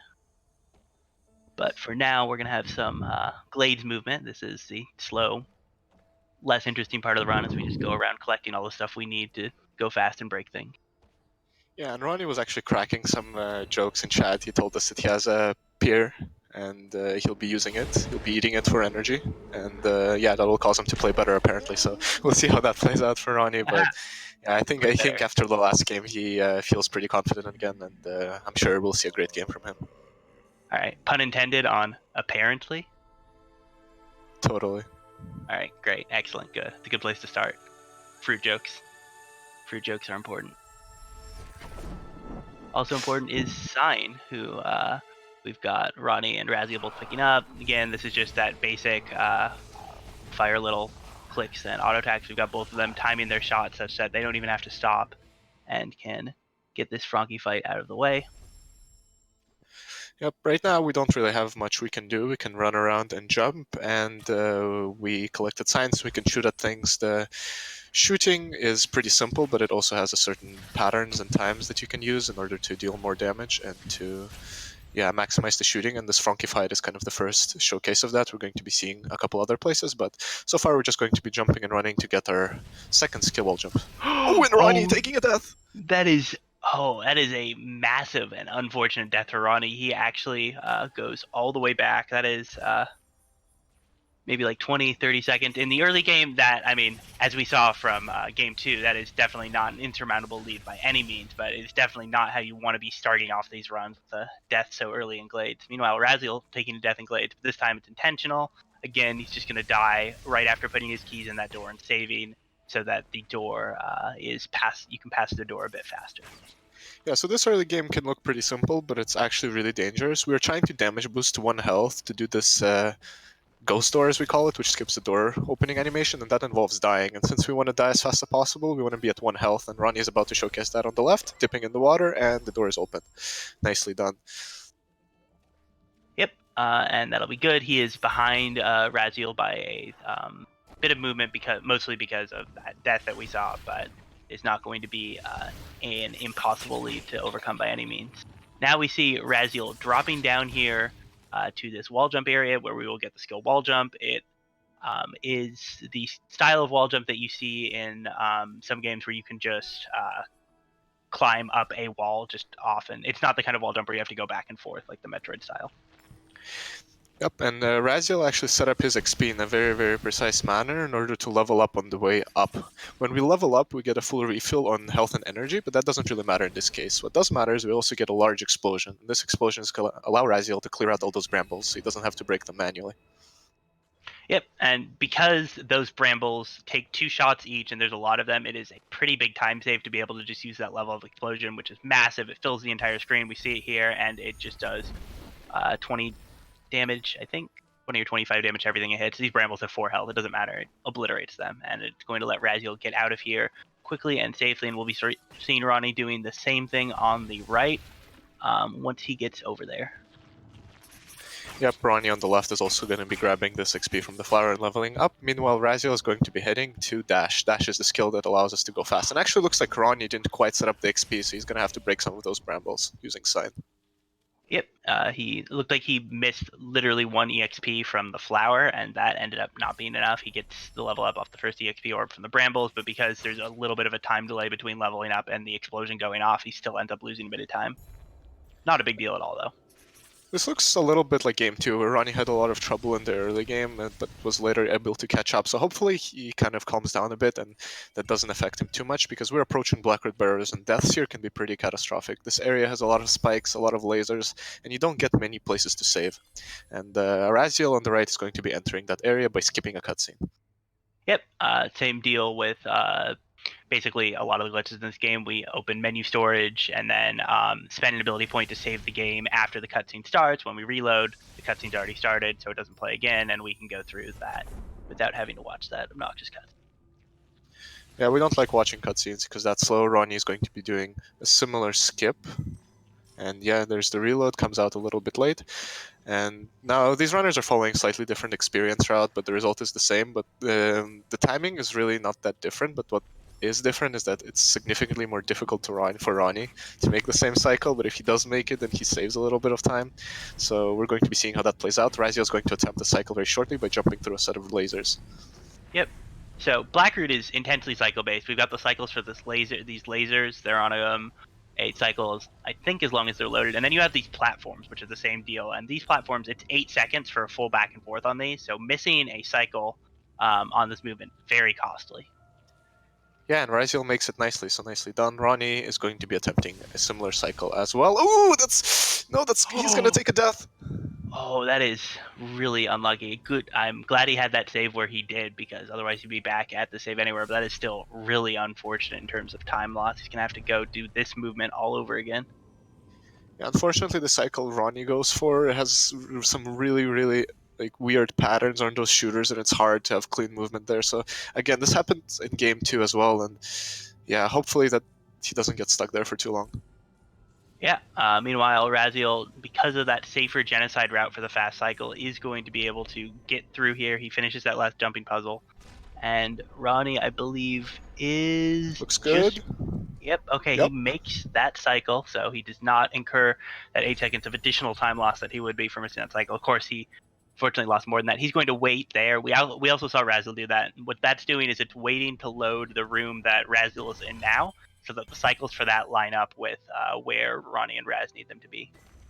Yeah, Blackroot is one of the most complex areas of the game, though it looks pretty simple. We do a lot of manipulations to make sure platforms line up, and what determines kind of a good Blackroot from a not so good Blackroot is how well you do those manipulations and how precisely you make the cycles. And it looks like, apart from the death from Ronnie, the cycle manipulations were great for both runners. Yep. Fortunately, that death does cost a huge amount of time. The biggest time save is almost always not dying, as it turns out. Yep, it sure is. And Raziel here is going to be doing our first out of bounds of this category. He's going to be using this boulder to push himself out of bounds and just dash straight into Grotto. Before we do that, he's going to be placing a save and grabbing the health cell. Yep. So we actually, it's a little interesting. He gets crushed, and pushed out of bounds, and makes the save out of bounds, and then he comes back up in bounds, because he needs to grab that cell. But because the save is made just like under the floor there, he can rekindle it and die. And then when he reloads, he's at the save, which is out of bounds, and now we're in Grotto. And that's why we don't Froggy Walk. Yep, and Raziel's going to be attempting this early cycle. Ooh, and barely misses it. Yeah. This is an extremely precise cycle. It's in the other category, all skills. It's significantly easier to make this one because of the area we're coming from. But all cells, no restrictions. It's a lot harder. But yeah, so that's an 8-second time save if Ronnie can get that. So maybe that'll give him an opportunity to catch up a bit. Yeah, it is definitely very hard though. I did not see if he got it in Game 2, but I'm pretty sure neither of them got it in Game 1. So very difficult thing. All right. And while Ronnie is doing his own out of bounds, Raziel is approaching the double jump tree. It allows us to jump twice, and we're also going to be skipping the tree cutscene, and that will require Raziel to do some blind movement. Yep. And we've got an update from a truck that because of those 2 deaths that we saw Ronnie take, one Glade. Oh, he does get that cycle though. Very good from Ronnie. So that is 8 seconds, 1 back. We know, thanks to our truck, we know that the delta when they were at the dash tree and black route was 58 seconds, almost a full minute. But we will see if that has, we'll see that go down by at least 8 seconds because Ronnie was able to make that cycle. Yeah, indeed, that's a pretty big lead for IMRaziel, even larger than last game, actually. So, yeah, that's definitely something Ronnie can catch up from, though, as we've seen. Yeah. And I hopefully mean- he doesn't have much trouble. And IMRaziel here actually having a lot of trouble with this grotto skip, which is a pretty precise jump that allows us to skip the left side of grotto. I think this is the 5th attempt. No, it doesn't work. Come on, IMRaziel. All right, he gets it. That one is really obnoxious because as you saw, the platform starts swinging as you jump off of it. So every time you miss it, the position is a little less consistent from your starting from. So chain missing it just makes it harder and harder to get. We saw him pause a bit and let it swing, but he does get up. End up losing maybe like I don't know, maybe 5. It's impossible to estimate time. He loses some time there. I'll say that.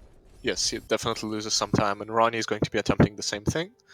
Here, nice jump, and does it first try, so that will be some time gained back by Ronnie. And on the right, meanwhile, I don't think we talked about where we're going next. IMRaziel is going to be picking up the water vein and heading to the first dungeon, the Ginzo tree. Yep. We're going to see a lot of like weird cutscene states because the game expects us to have come down into Moon Grotto already via the path that we're going to head up. So we'll see a lot of just static Gumos waiting for us to hit cutscene triggers, some of which we will hit, others we won't. Very amusing and looks odd, but it is just how the game preloads cutscenes, expecting you to follow the rules. We don't, because we're bad people. Yeah, I mean, I don't know about bad people, but we certainly do like to go fast, and if that's faster, then that's what we're gonna do.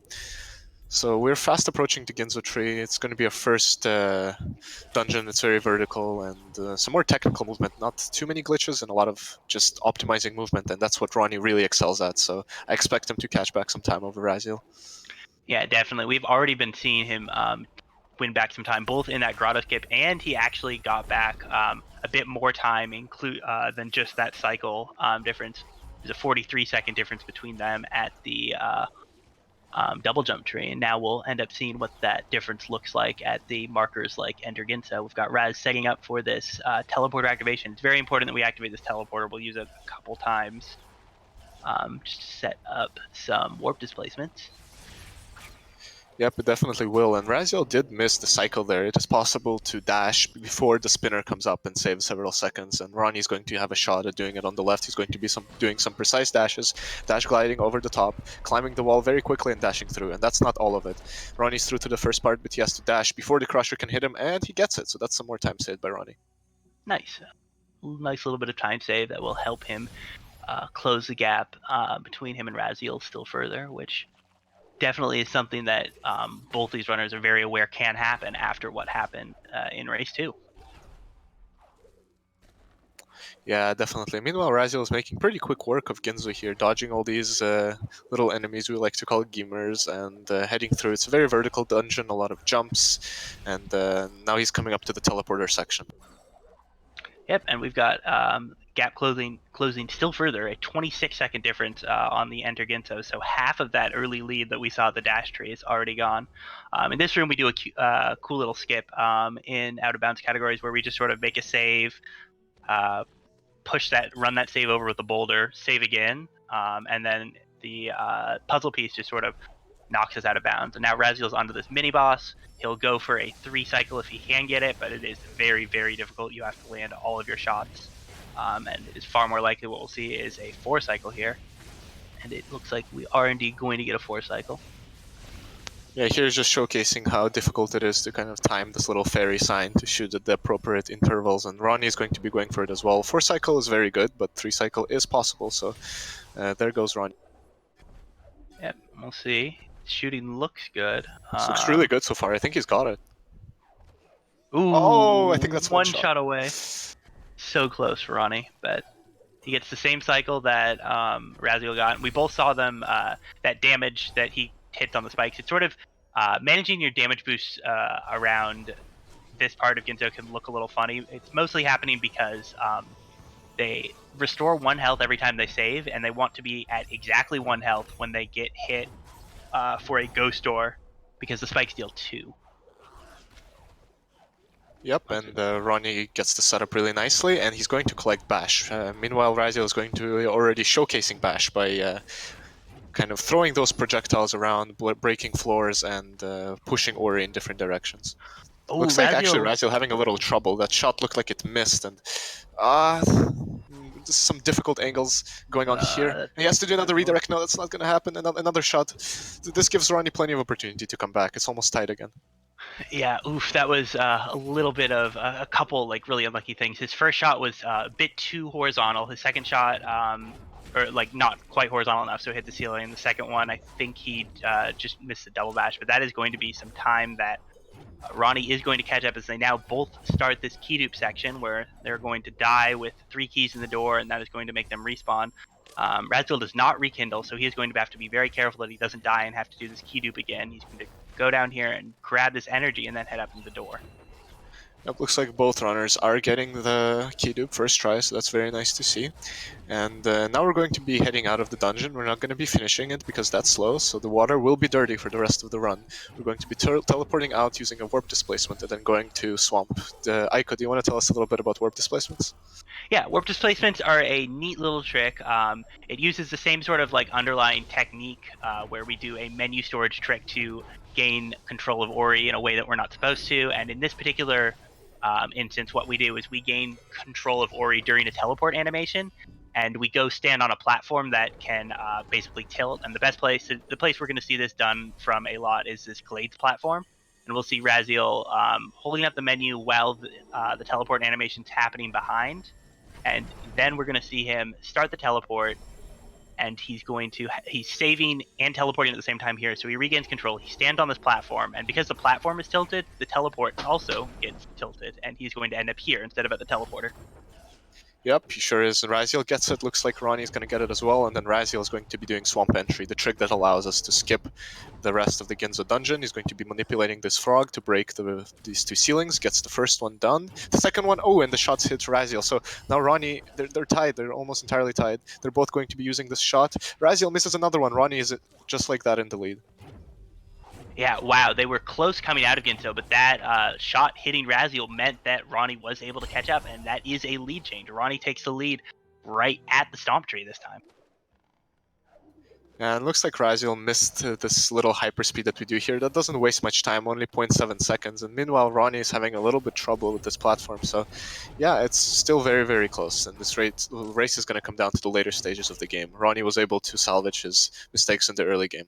Yeah, and I mean, if I'm Raziel, I would be terrified with that information. Ronnie's late game, as we've seen, has been absurdly good. He had that flub in game 1 where he, I think, missed that hell cell, but besides that, he has been playing incredibly well, and his late game is honestly fierce.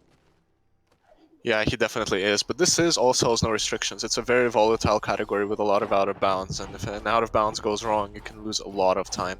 But meanwhile, Ronnie's going to be double bashing this fish to get up to the energy cell. First try is really, really nice. This is really difficult. The double bash is a frame perfect trick. There are ways to make it easier, but it is still very, very difficult, and both runners actually getting it first try, so really nice.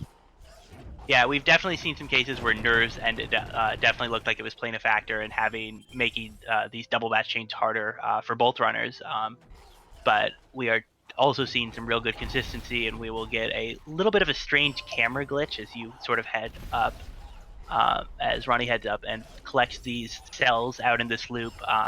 We don't want to have to come back here later, so getting these out of the way now makes a lot of sense. And oh man, Ronnie was looking for a chain double bash to get up, but ends up getting hit by that projectile and drops another double bash. He's losing a little bit of time, or a lot of time, on what would normally be not that much time saved for that movement. And yeah, they're now tied again. We're basically frame tied now. Yeah, just as they say that double bash can be difficult, and Ronnie showcasing just how even for a top runner sometimes they just don't work for whatever reason, and losing a little bit of time there. So wow, actually just frame tied over here in the Frankie, going to get the cell at the top, and we're going to be heading to the charge flame tree. Yep. First we're going to stomp this peg. We'll come back to it later. Oh, that's actually really interesting. Raz sort of fell off the peg area. Oh, they both did. A nice little bouncing sound. I love that. But yeah, we'll come back for that later. Right, before we do that, we collect some more cells because we need some health. We're going to have a couple swims that we have to do, and since our water is dirty, we need all the health we can get. One of them is in Lost Grove, which is one of the scariest parts of the run. But yeah, a couple more cells that have to be collected, and we're going to be going to Charge Flame and getting the Charge Dash skill. Do you want to talk about Charge Dash, Aika? Yeah, Charge Dash is awesome. It's something that not a lot of players use in their casual playthrough of the game because it costs energy. And basically what it does is it turns Dash into this attack ability that sort of rockets you directly at a nearby enemy and does a bunch of damage to them. What's important for the speedrun is that rocketing is very fast. You can do it in the air as many times as you have energy for. Oh, and if you stomp or bash before the animation ends, you get your energy refunded. Which we will be seeing a lot of for incredibly fast movement without spending that much energy. Yeah, and we're about to see both of these runners show that off. They're going to be leveling Charge Dash to skip this cutscene as we have been doing before, and going quickly through Valley using some Charge Dashes. Ronnie is about to do the first one right here. Yep. Definitely very cool. We see them doing that and then canceling it with the Stomp to avoid that energy. Nice little quick Charge Dash bash there to get to that bird quickly, and they can stomp that peg. And these runners are just neck and neck. Yep, Maybe a Ronnie second or about to also show us a rocket jump here. Whoops! And wow, really nicely done. Rocket jumps allow us to just fly in the air, and the game forgets to decelerate us. And yeah, so that's nice. And we'll be using that a lot throughout this run. Yep, very powerful and also just really cool technique. Oh man, Ronnie misses the bird. I got to stomp on top of it to break that wall. But he misses it the first time, and yeah, it's a bit of tiny bit of time for Raz to catch up because he had fallen behind just a bit on the movement. Now they're going for fast stomp. It's a trick where we fire spider projectile shot and then run away very quickly. And if the timing is right and the angle is right, then it just sort of hits these rocks and stomps on Kuro. Yep, and IMRaziel is going to be grabbing that cell while the shot is underway, and hopefully does it in time, because if he doesn't, he has to go all the way back and get it. Both runners getting it, and we're both in the cutscene, heading into Sorrow next. Yep, and I mean, the fun and the hard tricks don't stop there. We are about to see our runners do Sorrow Bash, which is a popular trick in a lot of categories. Basically, what we have to do is, using some birds, some bashes, and a lot of very precise movement, get into Sorrow Pass without having the wind activated, which means don't have to do Forlorn, don't have to do all of Misty. Very nice. And we need to get into Sorrow, both for Charge Jump and some of the delicious cells that are there. And not the Sunstone, because we don't need that in this category. Yep, and Ronnie gets it first try really nicely. IMRaziel is going to be doing the same. He's going to be manipulating this bird in order to get through all these spikes, and ooh, gets it. No problem there. And Ronnie is going to be headed to left Sorrow first to collect some cells before heading into Charge Jump. Yep, it is definitely going to be a thing to do, and we will also see a cool little clip that this actually was a clip that maybe Raz is worried about because he had a lot of trouble with this. It is a very new addition to this route where we use the boulder up in this room to get past some movement that we would have to otherwise do, and it basically just sort of shoves us up into the room above. See Ronnie setting it up here, sort of starts that boulder slowly rolling, so he has time to grab this energy cell and get in position, and the boulder just sort of and pushes you out of bounds. Yeah, no problem for Ronnie. Nicely done. And we're over here now. Meanwhile, IMRaziel is going to be attempting the same thing on the right. The position looks a little weird. Yeah, and that's the same issue he had last race. Hopefully that doesn't keep him as long as he did. Yeah, definitely want hope that he gets it. There are ways to recover it, but it is much more difficult if the first set doesn't work. And okay, he is through also. Cost him a bit of time, but not the problems he had last time. Meanwhile, Ronnie has gotten to the charge jump tree and collected the charge jump skill. Charge jump is a fantastic skill, gives you a ton of vertical momentum, does 50 damage, breaks walls, doesn't afraid of anything. Yeah, definitely. And Ronnie's almost done with Sorrow. He's going to be collecting a few cells on the way out and heading into Misty. Misty is one of the most elegant areas in the speedrun, in my opinion at least. We have a pretty good amount of energy, and we have charge stashes. There aren't a lot of glitches, and we just go fast. We just get through it. And we're going to be watching Ronnie showcase that in just a few moments. Yep. Definitely a lot of cool things to see in Misty. First, we're going to have to grab this health cell, and then there's another ability cell on the way down. But after that, we'll be able to head into Misty and definitely do all of it, because we're not cheaters who cheat. I'm lying. Yeah, we are going to do we're definitely not. Misty. Exactly. We're definitely not doing an out of bounds right after finishing the first half. And yeah, so that's going to happen as well. But before, we have to get through the first half, and there's one cell that we have to collect. So here goes Ronnie using all the charge dashes and refunding with Bash to get through. Yep, and he's going to do a real sweet rocket jump in this room here, get a ton of height, skip this entire feather tutorial area. Because, I mean, really, who needs to use feather? Feather is, like, literally all the skill does is slow you down. The opposite of speedrunning. Yeah, Slow indeed. falling. And here, as we said, we're going to be doing our first out of bounds, and Ronnie will be setting that up shortly. He does a more complex setup called the Atsu skip, and that skips a cutscene before it. So he's going to be jumping over some floor, he's going to be leveling an ability and charge dashing while away from the wall, and now he has to play the floor is lava. He has to get to the other side of the wall and then die. This unloads the area and allows him to get right through the wall. Very nicely done by Ronnie. Yeah, very nice.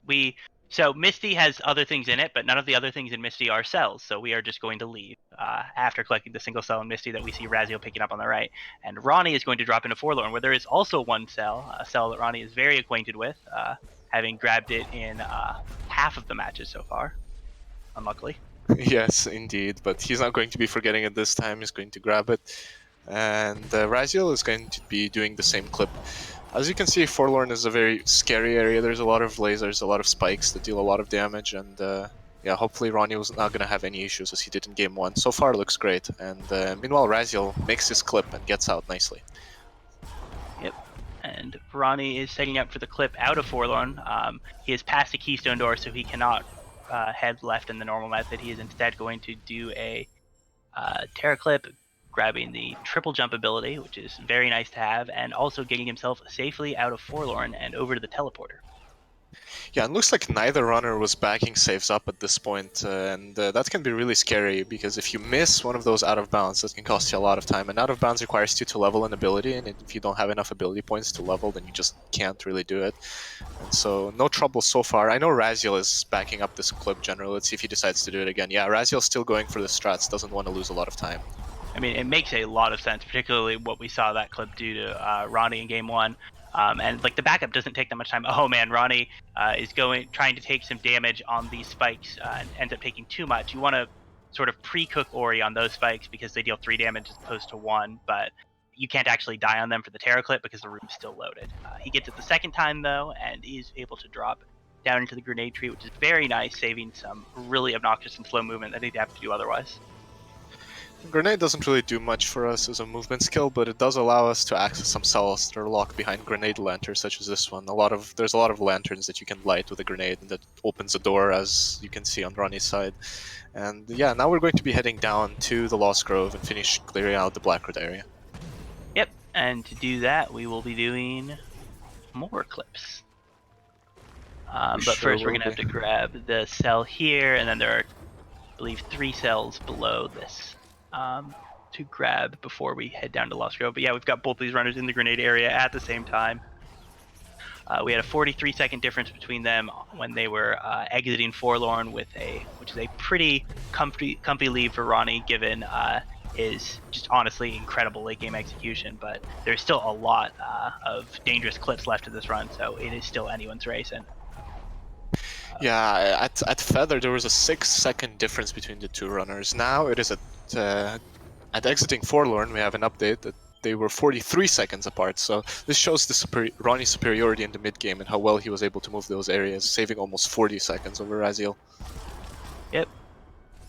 Ronnie does successfully get this Terra clip down deeper into Lower Blackroot, into this Lost Grove area, and now he is setting up for that scary swim you mentioned earlier, where he has to go a very long way through this very poison water. Ignore the graphics. In this game, basically a lot of the water that you aren't supposed to get to till later doesn't have a poison water graphic because it's just sort of assumed that you're going to escape the Ginso tree instead of abandoning the world. But, you know, if you don't, you just don't see purple water, but it's still very poisonous.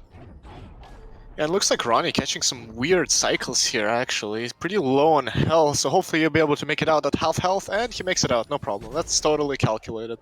He had some issues with the swim in Game 2, so thankfully that did not happen here. This would have been given an opportunity for IMRaziel to catch up, but Ronnie's having none of it. He's just going to exit, even despite the cycles. Yep, And it's going to be an exciting and yeah, actually, we're just going to Terra Clip to exit this area. Necessary, in fact, because we Terra Clipped in, and that is going to mean that Ronnie's game is crashing. Is the update we're getting. So we'll focus on Raz for a bit. Raz is now just starting that same Lost Grove swim. He's got to worry about fish position as Ronnie gets booted back up. And yeah, Raziel is just going to be doing that thing or grabbing that cell, and now he's gonna have to get back out. Hopefully, his fish are in a good position to do so. Meanwhile, on the left, Ronnie has come back, figured out which of the saves is his. And Why would the game ever crash when we break it in every possible way, right? But yeah, Raziel actually losing a little bit more time here on the clip because of an unfortunate death. He had to reload once, but I don't know how the timing is going to work, but looks like the timer is the same, so maybe this crash is going to actually let Raziel to catch up in a way, and yeah, it's a little unfortunate for Ronnie, but yeah, we'll see how this plays out. He still has an amazing late game, and he still is in the lead, so he can very well take this. He gets the clip back each time. It looked like what happened was he had the save for the Terra clip in position, but because he reloaded on it, he had to go and get to the die in the proper position so that he could get out of bounds. But yeah, now we have them both in Grotto. Definitely less of a timer lead for Ronnie than we had before, owing to that unfortunate crash, but he is still in the lead and still a monster in the late game, as you mentioned. Definitely showcasing that last game. We're going to see it again. At this point in the game, we have all the movement skills we could ever want. We have a lot of energy. We have a lot of health. We're not really scared of anything. We just want to go fast and finish collecting these last few cells, using some out of bounds along the way to speed up the process. You're scared of lasers, I think. I think you never really stop being scared of lasers. But Nobody ever died to lasers, Aiko, come on. Oh, okay, well, I'm actually being informed that nobody has ever died to lasers, so I was a fool to be scared of lasers, but now I see. Thank you, Athos. Yeah, indeed. So Ronnie is going to be collecting these last few cells in Grotto, and then we're going to be doing the butter clip, which is smooth as butter, which is why we call it that. The clip involves bashing a bramble at a specific angle, and that just sends us out of bounds for whatever reason. Bramble? You mean a spore, I think they're called? We can have that argument later. And Alright, so he gets it. Oh, misses the cell for the first time. But yeah, this is that area that Hollow Grove is that area where we stomped that peg before on our way through to the charge flame tree. The reason we did that is because it opens this door. Without stomping that peg, runners would be trapped, and that would in fact be very, very bad. That would be unfortunate, that's for sure. But yeah, it looks like both runners having no problems with butter clip, even though it's smooth as butter. If you accidentally miss it more than once, the spore, if you will, breaks and you can no longer do the clip. But yeah, both of the runners getting through, and now we're going to be collecting all the cells in the Grove area. Yeah, Ronnie having a little bit of miscellaneous spaghetti here. He grabs or misses one of the grenade throws, and then doesn't quite charge dash the wall there. So, you know, tiny things, maybe losing less than a second. Yeah, and then there was an 11-second difference at Buttercell. So yeah, this is game on, Aiko. We have a game on our hands. Raziel actually got the optimal level up. He put the energy in the door and then got the level up after, which gives all the energy back. So Raziel has a lot of energy, which he can use on uncancelled charge dashes to go really fast and try to catch up to Ronnie. Yeah, that is 4 more uncancelled charge dashes for Raziel, which is very nice to have. We'll see now whether or not Raziel does the clip inward into Horrorfields. In game 1, he did the clip out. Ronnie did the clip in. The clip in is faster because you get to avoid watching a cutscene. We'll see Ronnie go for it right now. This is, I think, the most recent route change in this category. Is this clip in? Yeah, one of the most recent ones. And Raziel did go for it in game 2, and looks like he's going to go for it again. So yeah, Ronnie's setup is actually slightly faster for this one, so he should be able to save some time over Raziel. Yeah, Ronnie does lose a bit of time. He lands on a kill or a damaging surface, and because he does, he gets the cell pickup animation. We've been seeing very few of those because our runners go out of our way to avoid them a lot, but Ronnie does proc one there that he would have liked to avoid, but it is fine. He is out of Horrorfields, has all the cells here, with Raziel hot on his trail. Yeah, both runners almost finishing, clearing up the Grove area. Just one more cell to go, and then we're going to be doing another warp displacement to collect the cells in Valley. And while Ronnie's setting up for the teleport, Ronnie's fast approaching and got Ronnie on 1 health. That's so scary. He would barely save in this area. Yep, and he is mousing over his health cells, so showing that he knows he's on low health. Maybe also a slight nod to the fact that he recognizes that he has the 11 out of 12 health cells that he needs to have right now. See another one of those warp displacements, this time to Valley, rotate that teleport, and end up in this like little trapped cell that yep, that one right there. It can be obnoxious to get otherwise because we do not go for the climb skill. And oh, Ronnie charge dashes, so that's slime on accident. Charge dash, when you're using it for movement, can be mildly frustrating because it's not always obvious when it's locked on to an enemy who's just like sort of outside of your field of view or what you're looking at. But when that happens, you do not go the way you are necessarily planning or intending to go, and instead go straight toward that enemy. Yeah, but it looks like Ronnie wasn't quite able to make it past this cutscene while Raziel was, so that's a little more time save. We're almost tied right now.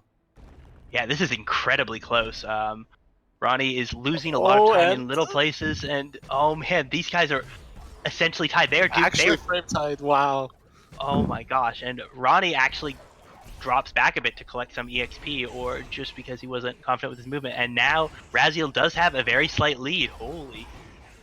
Yeah, Ronnie looks like he's been showing a little bit spaghetti here and there, while Raziel is just having amazing movement throughout the whole area, and just like that, he's gained back his lead that he lost in the mid game.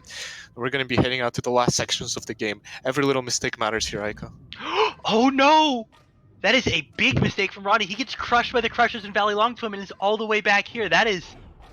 Oh, that is a really unfortunate mistake for Ronnie. That is going to be a huge deal, and he is going to have to play incredibly well, and maybe also need Raz to make some kind of mistake to come back from that, because that is a big time loss. Yeah, perhaps no one ever died to the lasers, but Crushers are a completely different story. We're not really afraid of the poison because of the amount of health, but the Crushers will kill you instantly, and that's a huge amount of time for Raziel. Raziel is already coming out, while Ronnie is only swimming in. Yeah, that is heartbreaking for Ronnie, especially like due to the fact that he had first had that crash and now has had that death, and because of that, Raziel is now back in a pretty formidable lead. Yeah, he sure is, but it's far from over. We still have several cells to collect, and Ronnie, if he does show us all the movement he can do, he can still catch up, not to mention that there are multiple out of bounds that can be really, really finicky towards the end of the game. So we'll see how that plays out. And yeah, Ronnie will still have to do it will take some mistakes from Raziel, some amazing movement from Ronnie to catch up. Yeah, unfortunately, there is just not too much of this run left. We've got this energy cell here, and oh man, Raziel takes a Death Dot laser. That is not going to be enough to catch up, but that is the kind of thing Ronnie needs. Oh no, Ronnie kills that Bronchi, so he does not have a rocket jump target, costing him some time as well.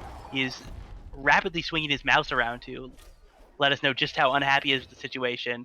Raziel, meanwhile, gets that energy cell at the Glades laser area the second time, and he is grabbing his last cells of the game. He's got this health cell, the energy cell that he's going to grab here underwater, and then it's just a warp to Horror to grab that last energy cell and get the final escape sequence. So we're going to have to see. There's only two more cells left for Raziel. One here and one in Horror, so he's going to be doing that warp displacement. Do note that Ronnie is doing a faster setup for it, which is pretty scary, but Ronnie has shown great consistency in that, so that will give Ronnie a little bit of time to catch up. However, yeah, it looks like he had some flubbed movement once again, and unless Raziel makes some mistakes, I don't know if that will be enough to catch up.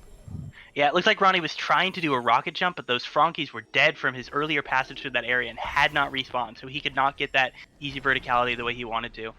And Raz has headed to Ginzo and is going to be setting up for this final clip. And oh man, this is not probably going to be enough time for Ronnie to recover this, most likely.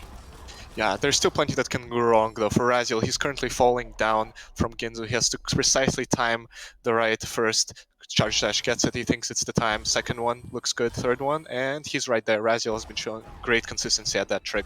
Meanwhile, Ronnie is going to be doing his own warp displacement. He does it slightly differently. He does it so that he ends up out of bounds and doesn't have to do the initial clip. Let's see if he can get it.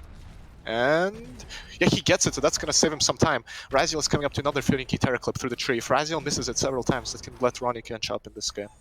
Yeah, but we are almost out of time for Raziel to make that mistake for Ronnie to get back in. We will have to see. This is going to be very close, even so. Raziel sets up. Did he get that? He gets it first try. Wow, very He fast is by through. IMRaziel. Doesn't let Ronnie catch up on this one. He's the final charge jump. He's going to be saving the void and reappear in the swim in the final escape. Can he get out of the void? Looks like IMRaziel is a little bit stuck in the void. Actually, he can't get to the swim. Oh no! Is he? If he's, can he? Okay, he's out. He's out. He is in the swim now. He's gotten to it. So can he get the fish and get the rocket jump? All right, he is through.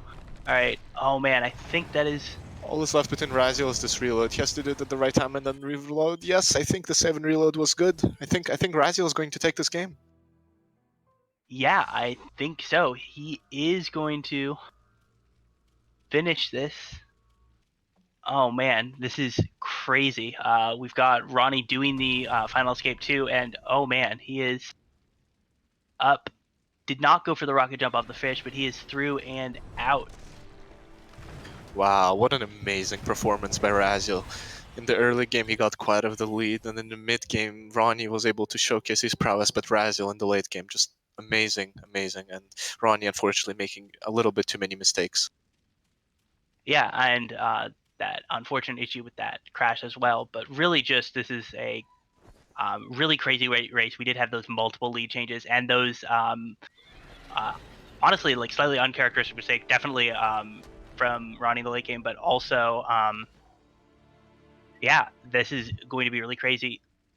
However, this is going to go on to a game 4, and we will be once Ronnie finishes, he's just got to hold right, and we will get his final time. It looks like it's going to be just over 40 minutes. Yep, 40 minutes, 1.98 seconds. Oh, the crash might have decided this game, Aiko. This is so unfortunate for Ronnie. Just real life distractions, the game not cooperating, everything seems to be against him today. Yeah, this is just crazy. It's going to bring us to another crazy game 4. But we will be back with that in about 5 to 10 minutes. And for now, that is going to be all from us. But keep watching and stay tuned so you do not miss the conclusion of this incredible best of 5 finale.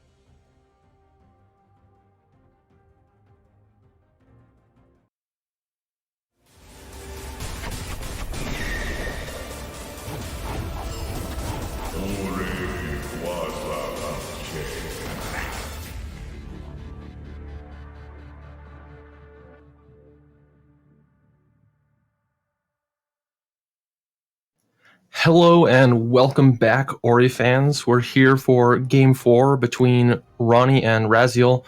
I'm again Meldon, and I'm joined by Jay Halcyon. Welcome, Hal. Yeah, thanks, Meldon. And I want to direct you guys' attention to the score listing right now. We actually have it listed as 2-1 with Ronnie having won that third race. Raziel was uncomfortable having taken the win as a result of the time loss from that game crash that Ronnie experienced, so decided to forfeit that race in favor of UncleRonny. So we will be going into this game 4 2-1 with UncleRonny up 2 games to Raziel's 1. Yeah, I guess knowing the specific time loss and how they finished, Raziel just didn't want to take a race in that fashion, which I think is very respectable. It was such a spectacular finish to a race, so very exciting. And I just hope we can see the same thing, but without any of the technical issues that we had.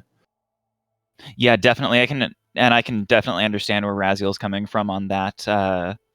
Especially, I mean, if we were to replay the race, but sort of, use magic to snip out the part where Ronnie had crashed, Raziel would still be just a handful of seconds behind Ronnie at the end of that race. So, very good result from him, regardless of win or lose. Yeah, incredible play.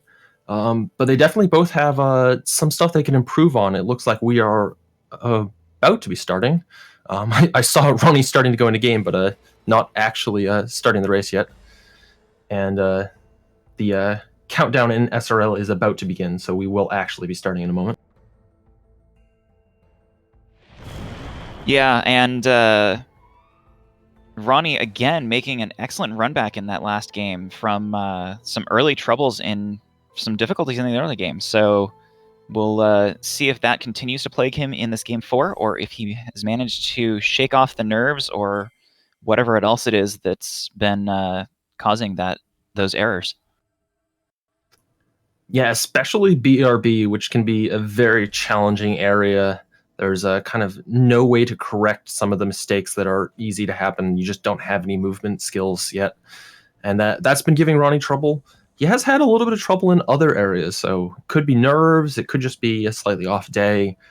This is a very difficult game, so even areas that you normally get through without any mistakes, you can mess up at any given time.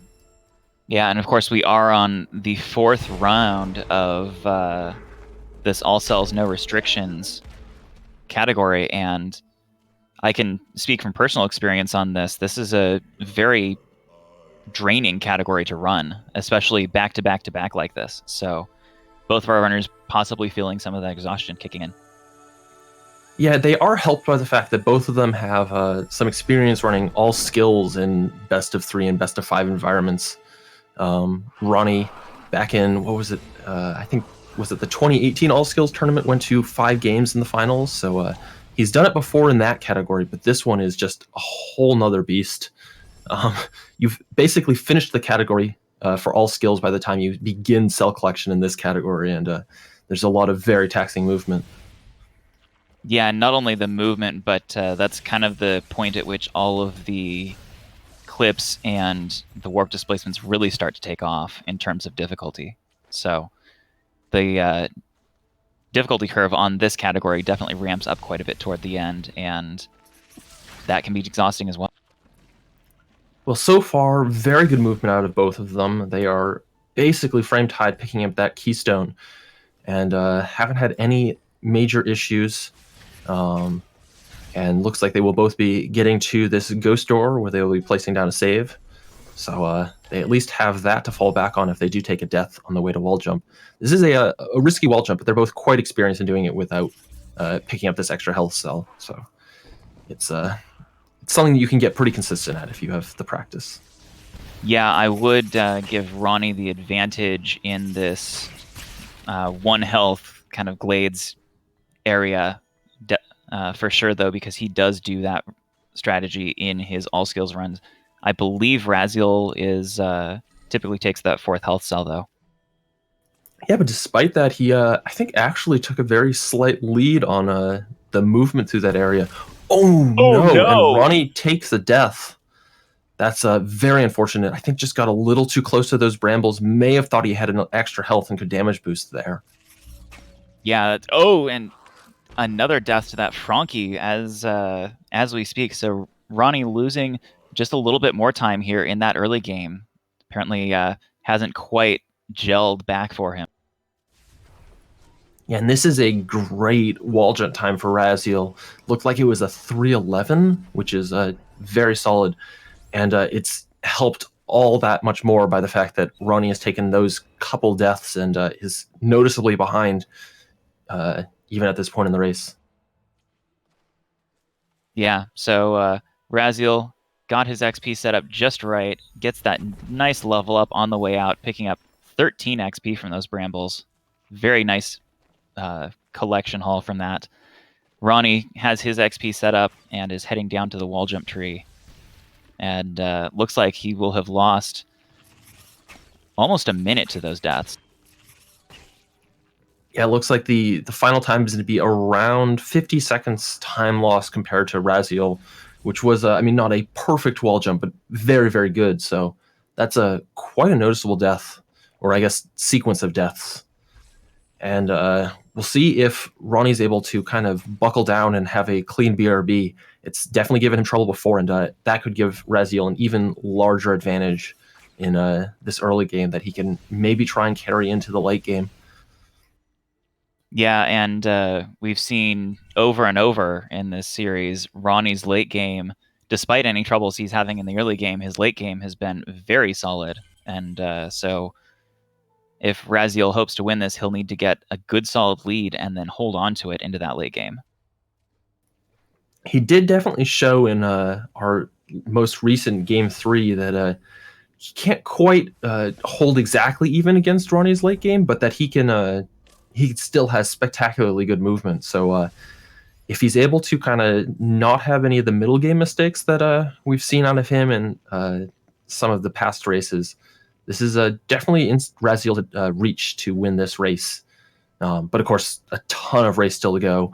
Ronnie doing his SA to head on into BRB. Raziel has already grabbed the orb and is heading across the Lantern's pit here. And he'll have his laser cycles to deal with in just a moment. Yeah, he might be a little bit slow here coming through these lasers. He got sniped by that slime, of all things, and took some damage. Took a little knockback. Did he still make the cycle? Just barely. Yeah, thankfully the genocide cycle there is pretty lenient. So as long as you are good in your movement earlier, you have a little bit of a kind of space to take a hit on the spikes or a hit from the shooter. And is looking good for BRB so far. Oh no. Ronnie's orb dropped, and he has to wait for it to despawn and come back up top here. So he'll lose a little bit more time there, and that also will mess up his cycle. He should still be able to make the cycle after it pretty easily. Might even be able to do a reload, although he probably isn't practiced in how to handle this, so might just choose to eat the 8-second time loss and just wait. Yeah, and while that was going on, Raziel mistimed his manipulation on those platforms in the dash room here that he's in now, and so we'll have lost 8 seconds there. So Ronnie getting that little bit of time back. Missed cycle for a missed cycle. Yeah, all total, that probably means that they're going to end up at about the same 50-second delta when they're done here. It'll be a little off at the dash tree due to differences in how they skip this cutscene, so we won't know kind of the exact delta until probably around the health cell is the next time that they'll fully sync up. Yeah, and Ronnie getting that nice manipulation, Raziel getting that dash skill, will now be heading down into those zigzags. Will he pick up one slime, just one slime this time, or will he go for those two that he's been doing in these previous games? Looks like just the one this time. I didn't actually notice what his XP is at, but I'm sure he's paying attention to it. Pretty much you just have to count the XP on your way in, and it's easy to keep track of kind of how many slimes you need to get at that point. So, ooh. Oh no! And just like that, we are pretty close to all tied up. As no, Ronnie reloaded there. I'm not exactly sure what happened. I was paying attention to the death on IMRaziel's side as he was slightly out of position for this out of bounds here. Going for the second attempt. Looks like he's fine now. Takes a little slow, but is able to get that save in the ground and unfortunately misses that dash glide, but can just climb back up and come over here to get this health cell. Yeah, that time loss definitely not one he really wants to take, though. So we'll see exactly how much of his 50 seconds that cost him when Ronnie makes it up to this health cell, and we can get a fresh comparison between the two of them. Yeah, and IMRaziel also misses this early cycle in Grotto that Ronnie has, I think, made in only one of his races, but still has made at this point. So if he's able to make that, he'll be even more cut up. Looks like he messed up the wall jump slightly and was not able to go for the dash to the platforms. Might have already known he was behind. It looks like he was a little slow there, but it's very difficult to tell, for me at least. Yeah, that cycle is very, very difficult to get. It's hard enough in all skills, and in all cells, the timing on the platforms is even tighter. So definitely not something to be ashamed of for either of these runners to miss it in a race situation like this. But IMRaziel doing well with his blind movement off of double jump and making his way toward that grotto skip hopefully goes a little bit better for him this time than last race. Let's see on the left how UncleRonny's blind movement goes. Pretty solid. Climbing up that right wall, not quite over the left wall just yet, but very close to pretty good. And on the right side, IMRaziel is through grotto skip, went significantly better than it went in his previous race where he was up to, I didn't actually catch the count, but a number of tries, maybe 8 or so, and doesn't have very much trouble with it here.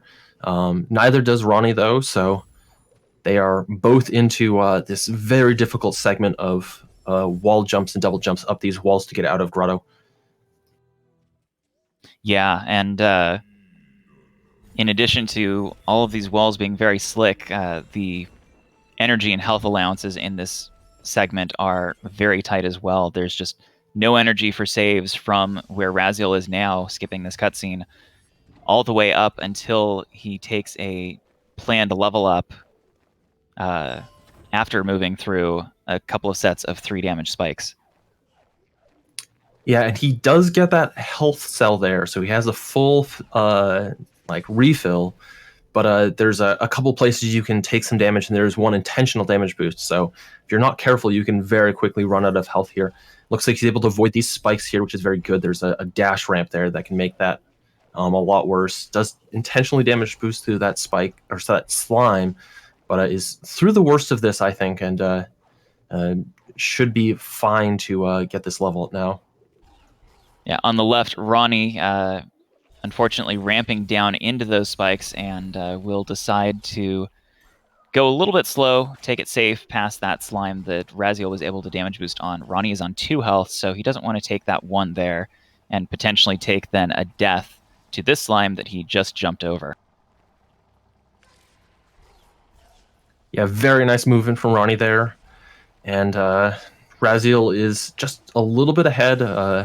It's hard to tell exactly how this lead change has been affected by this segment. I think in the past, Ronnie has definitely caught up time here compared to IMRaziel, which is not surprising. This is some of the more technical double jump movement in the game, so Ronnie's kind of expertise in this game and other categories definitely helps him out here.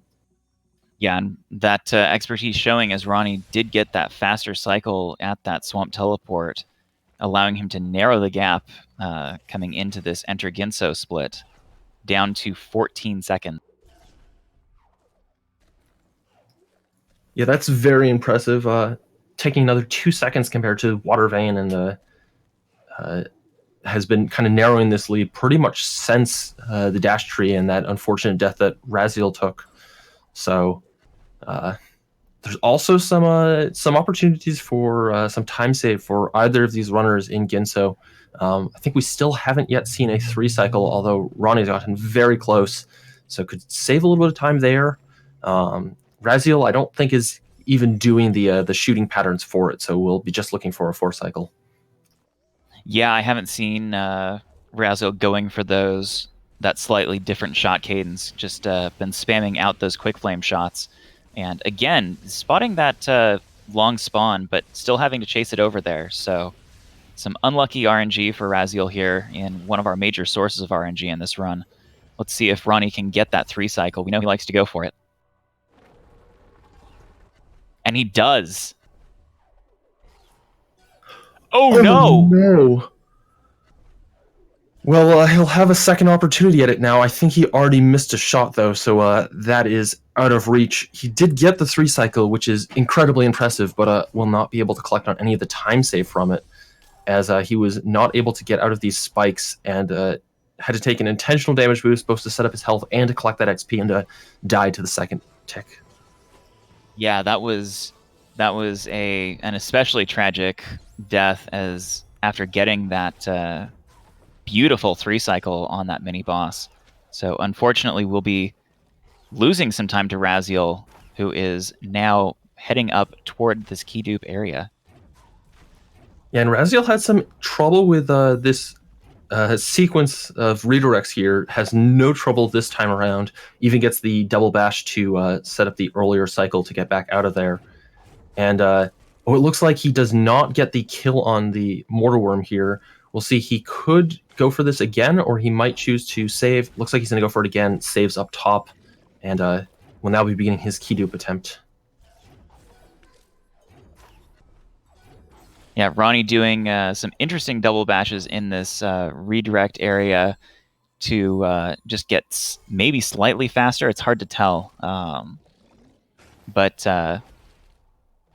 got those down pretty well. Having some trouble with that same order where IMRaziel did, so maybe that exhaustion really kicking in for these runners.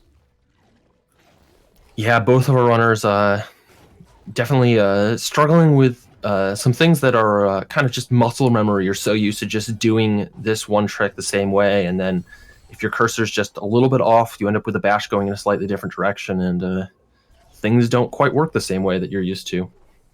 And IMRaziel is through, has key duped, is onto the mini boss. Ronnie is also key duped and is now going back to recollect those keys before heading through that door. IMRaziel, not surprisingly, has no difficulty with that mini boss. It's kind of a trivial fight for the speedrun. Yeah, it's one that can take some figuring out playing casually, but once you've put as many hours as these runners have into the game, the basic idea that it's teaching you of bounce the projectile back at the enemy is not very difficult to pull off. And IMRaziel was a touch high, but well within the bounds for that warp displacement, and is now beginning his swamp entry. We've seen all of both of them take some hits on this, or have a little bit of difficulty with this frog. So far, looks good for IMRaziel. Going for his second double bash, breaks the ceiling. He is through. I don't even think he took any damage this time, so very good swamp entry for him. Yeah, and on the left, Ronnie going for that same thing. He got his warp displacement just fine, so we won't have to go for a backup on that ability cell. Gets the first shot just fine, picks up the ability cell with the second shot in the air, double bashes it twice, and gets through. Beautiful execution. Yeah, very clean swamp entries for both runners. And looks like Ronnie even gets this hyperspeed here at the key door as IMRaziel is collecting the stomp trees. So very close race right now. Both of these runners still need to continue to play extremely clean if they want to either maintain this lead for IMRaziel or still have a chance for Ronnie. Yeah, and IMRaziel now heading out toward this fish double bash chain. Only 16 seconds separate our runners, so even with IMRaziel's clean movement, Ronnie catching up little by little. Yeah, that seems to be kind of the story of most of these differences, is that Ronnie will make a mistake, give IMRaziel a bit of a lead, and IMRaziel doesn't just kind of give it away, but every time we check back, he's lost a couple of seconds to just slightly better movement from Ronnie.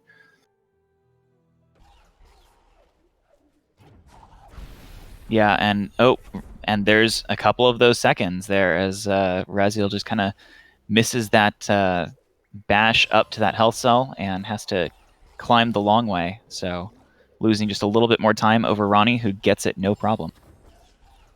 Yeah, we'll see how this double bash goes. Definitely a possibility that Ronnie could gain a little bit more time here. We'll see how he does on the left side. And he is... Oh, he's not able to get the one double bash, so he actually is going to lose a little bit of time there. Has to go back to that right wall in order to reclimb up that area. So Raziel probably ends up maintaining about the same lead after they both make a mistake in kind of that area there. Yeah, but again, them both very, very close. Raziel getting that peg stomped for later, heading for this health cell. Ronnie stomping that same peg, and then we'll be following very close behind. Only about 10 seconds separating our two runners at that stomp peg. Yeah, and neither of them having any difficulty with any of these tricks here that could lose a lot of time. Raziel's out of those very dangerous spikes. Ooh, Ronnie bonked a little bit there. But the shot ended up low enough. I'm not sure if he would have been able to bash it otherwise. So very close to potential disaster there, but he is fine. He is almost at the charge flame tree that Raziel is at right now. So just a little bit more than a tree cutscene apart right now. Looks like it was 10 seconds at the peg, and it's possibly even less than that now. Yeah, that lead holding pretty steady as Raziel and Ronnie move through this area into the middle game of this run, where they'll have essentially all of their movement options unlocked, both of them now with that charge dash ability, and we'll be heading up to pick up both Feather and Charge Jump very soon. Yeah, this is where the run starts to pick up even more pace. Definitely a lot of potential for some very fast movement or some messed up tricks. Of course, Fastopolis and Sorrowbash both coming up, which are spectacularly difficult, even for good runners. Yeah, Raziel potentially dropping an energy there. It looked like he was setting up for the rocket jump through those birds, but had to jump back up and then bash off of them. So going to be giving up just a little bit more time to Ronnie as he sets up for his Fastopolis, and Ronnie doing the same. Ronnie actually setting up a little faster, and they are basically exactly tied. Get the cell at the exact same time. They are both in this cutscene at the exact same time. This could not be any closer. I think those cutscenes are even synced up, so I don't think they could... I think you're right. I don't think they could be any closer than they are right now. This is absolutely crazy. This is just the closest I've seen an all-cells race ever. Completely tied at Fastopolis. Yeah, it looks like Raziel getting out of that Feather cutscene just a little bit faster, but Ronnie moving up and back down from the teleporter a little bit faster. They rocket jump at the same time. Yeah, their movement finally diverges just enough that you can actually tell this is two separate streams and not just the same one on both sides of the screen. And Ronnie actually then kind of pulls away. It's only a couple of seconds, but he's still able to kind of take a noticeable advantage that he then immediately throws away with some difficulty with the frog. And it looks like Raziel's back in the lead now, getting to this lever just a little bit sooner. Yeah, and while these racers are very, very close to each other right now, the truck is telling us that Raziel is actually 35 seconds ahead of his PB right now at the Feather. That is just crazy for him to be on such good pace after having already done 3 runs today. Yeah, and though I do know that Raziel had some early game difficulty in his PB, still being that far ahead at this point in the run, and as he gets that tumbleweed clip that gave him a little bit of trouble in a couple of these other games, first try, being that far ahead at this point is very positive for his chances of winning this race. Yeah, and I think Ronnie still got that tumbleweed clip first try, but just took a little longer to actually get the tumbleweed to push him out of bounds. So he is now, it looks like, about 8 seconds, pretty much just that tree cutscene apart. So this is still incredibly close, but Raziel actually showing that in this part of the game, he's not only holding his own, he's actually pulling ahead in some of these parts, which is really nice to see out of him. Yeah, as both of our runners going to be picking up the last couple of cells here in Sorrow Pass, and then heading down to Misty Woods. Unfortunately, in this category, we don't get to see the movement through that back half of Misty Woods, but what we will get to see is a nice little fall down into Forlorn and some interesting cycles. Yeah, definitely. And Raziel is now collecting the very last cell, so he's all done with Sorrow.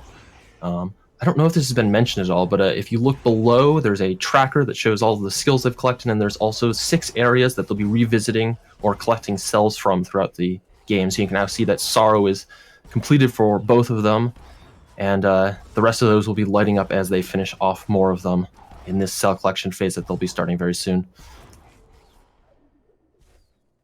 Yeah, Raziel moving through Misty Woods very confidently.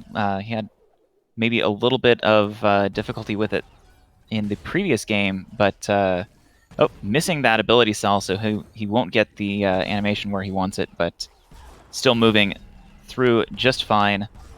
And Ronnie's going to be going for that faster setup for this clip out of bounds, and if he gets it, that should put him ahead of Raziel going into Forlorn Ruins.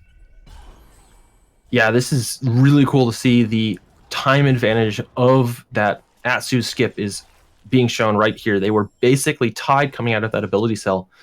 And you can see Ronnie entering Forlorn right now, where Raziel is still floating his way down and is now in Forlorn. So Atsu skip really being shown exactly why it's worth going for right there for Ronnie. Yeah, but even so, both of them in the same cutscene at the same time there, just Ronnie in it a little bit earlier and getting out of it faster. Yeah, it looks like it was about a 6-second time difference as they were coming into Forlorn. Ooh! Raziel has to pause there. Nearly ended up running face first into that laser, and that would have been very bad. It looks like he also needs to get an extra energy. He might have dropped a charge dash earlier. I didn't see his energy count coming in. He's also backing up the save at the same time as Ronnie is teleporting out. So a couple of small little things from Raziel giving Ronnie a noticeable time lead now in this segment of the game. Yeah, Raziel tried to pick up the energy crystal over by that Hell Cell in Forlorn, but unfortunately, when he used Spirit Flame to kill the crystal to get the drop, it flew far away to the right, and he wasn't able to pick it up. So had to go and get an extra energy to do the movement that he wants to. Yeah, that energy crystal can be very temperamental. And Ronnie has now collected the last skill that he'll be getting in this category, and will now be beginning kind of cell collection proper as he clears out BRB first. And definitely a lot of very difficult tricks still coming up, as Raziel has no difficulty with his tear clip there, and is now down to like rated himself.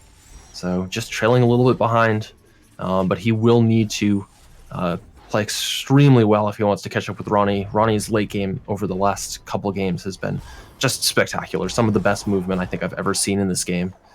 And that makes it very difficult for Raziel to catch up if Ronnie does the same thing.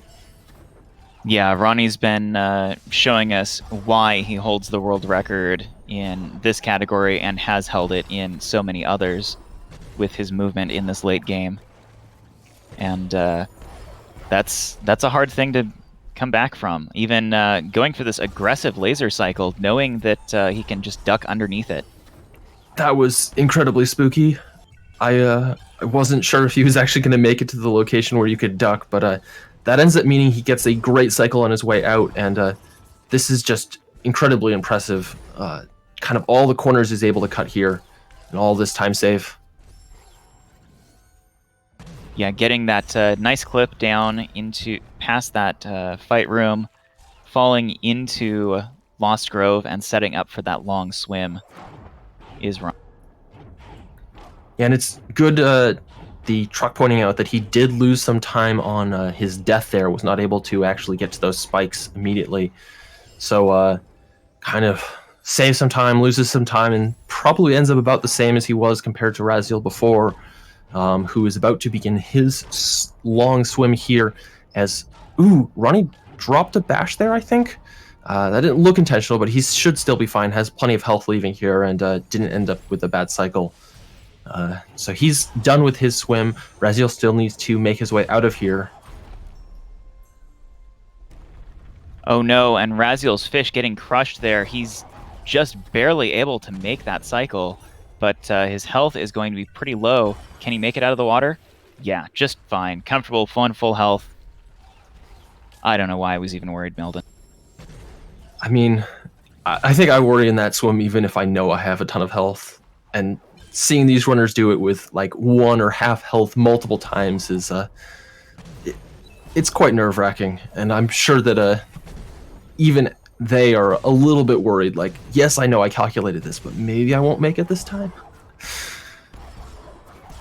Ooh, Ronnie doing some very fast movement, but also eating pretty much every set of spikes he could on the way down there. He will be collecting a health cell in just a moment, so that damage isn't really that problematic. Ooh, takes another damage, so thankfully still has a ton of health and doesn't really matter. But definitely a couple of small movement flubs we've seen from Ronnie. Just missing some jumps or not having a charge dash go quite the right direction. So Raziel could actually catch up some time if he has real clean movement through here. Yeah, with Ronnie even looks like taking some time during a cutscene to mention in our race chat that he is maybe feeling that drain from doing 4 of these runs in a row. So hopefully he'll be able to make it through the rest of this one and close it out to his satisfaction. Yeah, at this point, he just needs to hold this lead, and he will be able to take Game 4 home and win this best of 5. And coming up on Buttercliff, Ronnie's had a little bit of difficulty with this. He's missed it first try a couple of times, misses it first try here, but does get it second try. That is so spooky. Missing that clip after that second try means you have to kind of find an entirely different backup. I don't even know exactly what you would do as a runner, so... Ronnie playing with fire, but continuously doing it, and it is fine because he's just able to kind of come through in the end and get the clip. Yeah, I think the only backup I can think of there would be to quit out and load your last save, and I believe these runners' last save is when they came up from Blackroot. I was thinking you'd actually probably just like go around and curve a cutscene skip and go get the cell the vanilla way. That might be the door's already faster, open. You're right. But and I assume you have enough health to swim through it, but I'm glad we don't have to find out. So it doesn't matter. Our runners will just continue on, not having any difficulty with the trick eventually, even if it does take second try. And Ronnie's still flubbing up a couple pieces of movement here, so still plenty of opportunities for Raziel to at least hold on to the same kind of time disadvantage he has right now. But there's less and less of the game to catch up with as they kind of match pace through all of these parts of the game.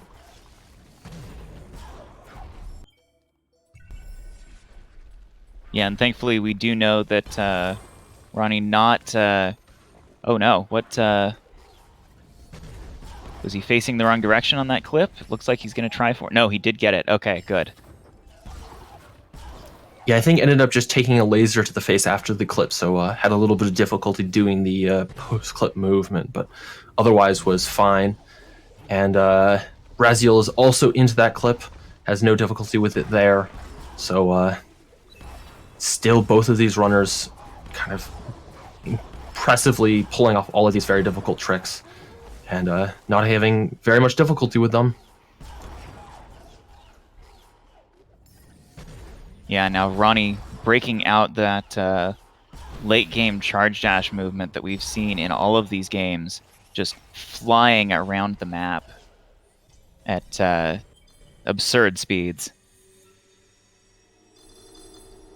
Yeah, and Raziel nearly matching him at every point. Over the last couple cells, this lead has been basically unchanging, and it was around 19 seconds. It's now down to about 11 seconds. So Raziel actually catching up on Ronnie over these segments, and Ronnie has no difficulty with this warp displacement. Looks like Raziel also gets it. He actually, with his setup, ends up, I think, a little bit closer to the cell, so might just catch up some time, just based on kind of the position after that warp displacement. Yeah, I've been noticing that through this series, Ronnie uses a setup for that warp displacement that puts him quite a bit farther left than most of our other runners. So, oh, and having some trouble now with this grenade. Our runners are tied. Actually, Raziel's taken the lead here. He got that grenade first try. Ronnie still had to go back for it again, is now watching the cutscene. Raziel has already collected that cell, so a very small lead for Raziel, but it is a lead change, and that's very significant at this point, where they basically have just the Glades area left, and then the kind of end-game clips to Horu. So this is absolutely incredible from Raziel to be kind of holding on to this pace that he has and taking advantage of these small mistakes that Ronnie's making. Yeah, though we will see Ronnie goes for that faster warp displacement to Ginso tree, so may catch up some time there, but Raziel ahead now, and hopefully, for him at least, will stay ahead. And it looks like Raziel had a little bit of trouble with a couple of the cycles on the crushers on his way in. Ended up having to wait on those. Does get a good meteor kick from this fish down, but misses this cycle. Ronnie makes it, so it looks like they're just like a couple seconds apart. This is incredibly close. Wow. Yeah, I don't even know that it's a couple of seconds. It might be even less than that, as they now head down into Glades. Yeah, but Raziel continues this incredibly good movement, and it ends up being Ronnie that has to match him to stay just a little bit behind. So both of our runners just showing off how crazy this category is. This is a joy to watch.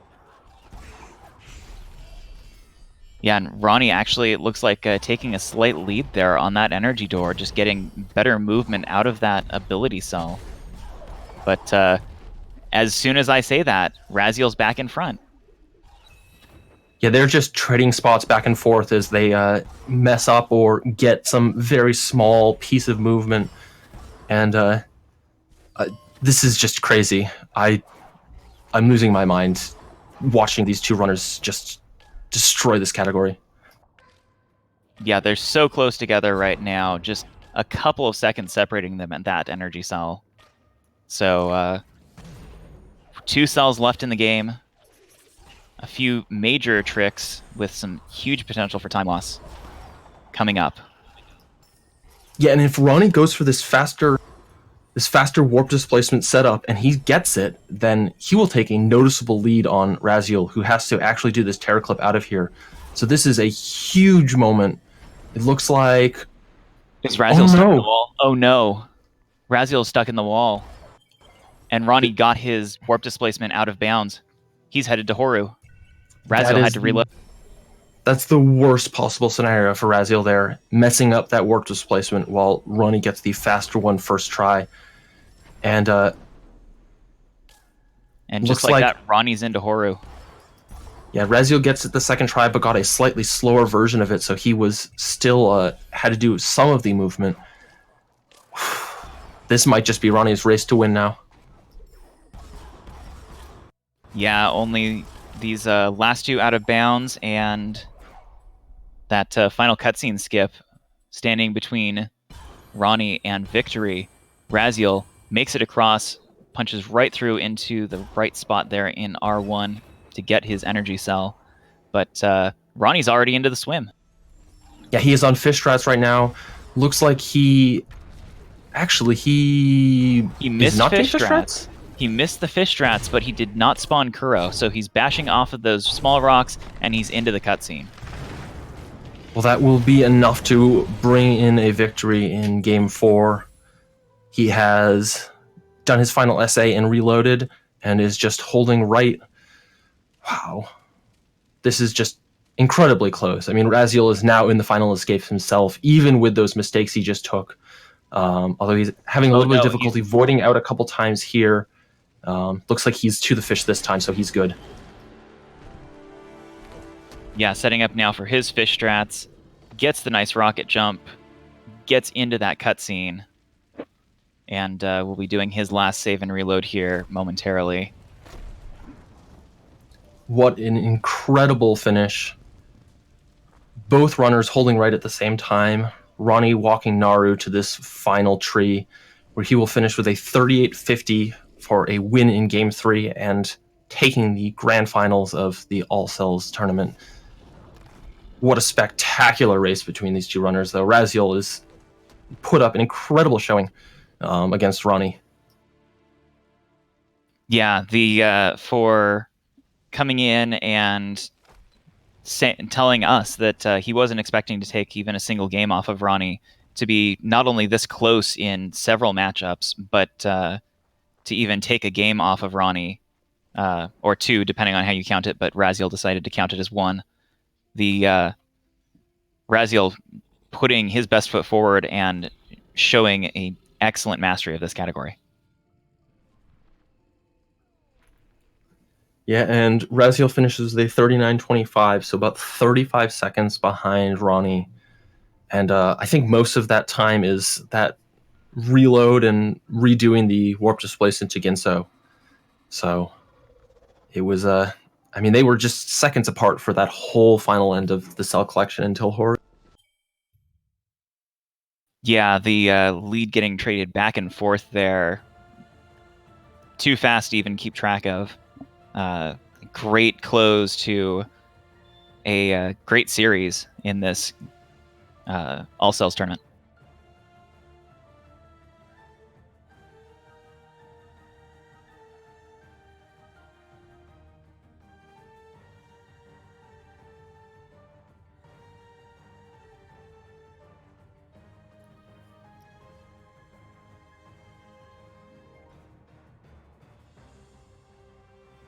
So that will be closing out the games in our grand final.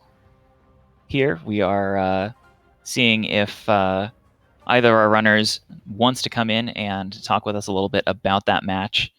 Very understandable if either or both of them decide to bow out. Not required by any means, but always nice to get the runner's perspective on how things went. So we will be getting potentially one of them in here shortly. Yeah, it sounds like Ronnie is a little burnt out, was already tired after the first couple runs and just isn't going to come in for an interview. But Raziel will be joining us despite losing this. And we're now joined by Raziel. GG Raziel, congrats on these incredible runs, even if you weren't able to end up taking enough games to win this series.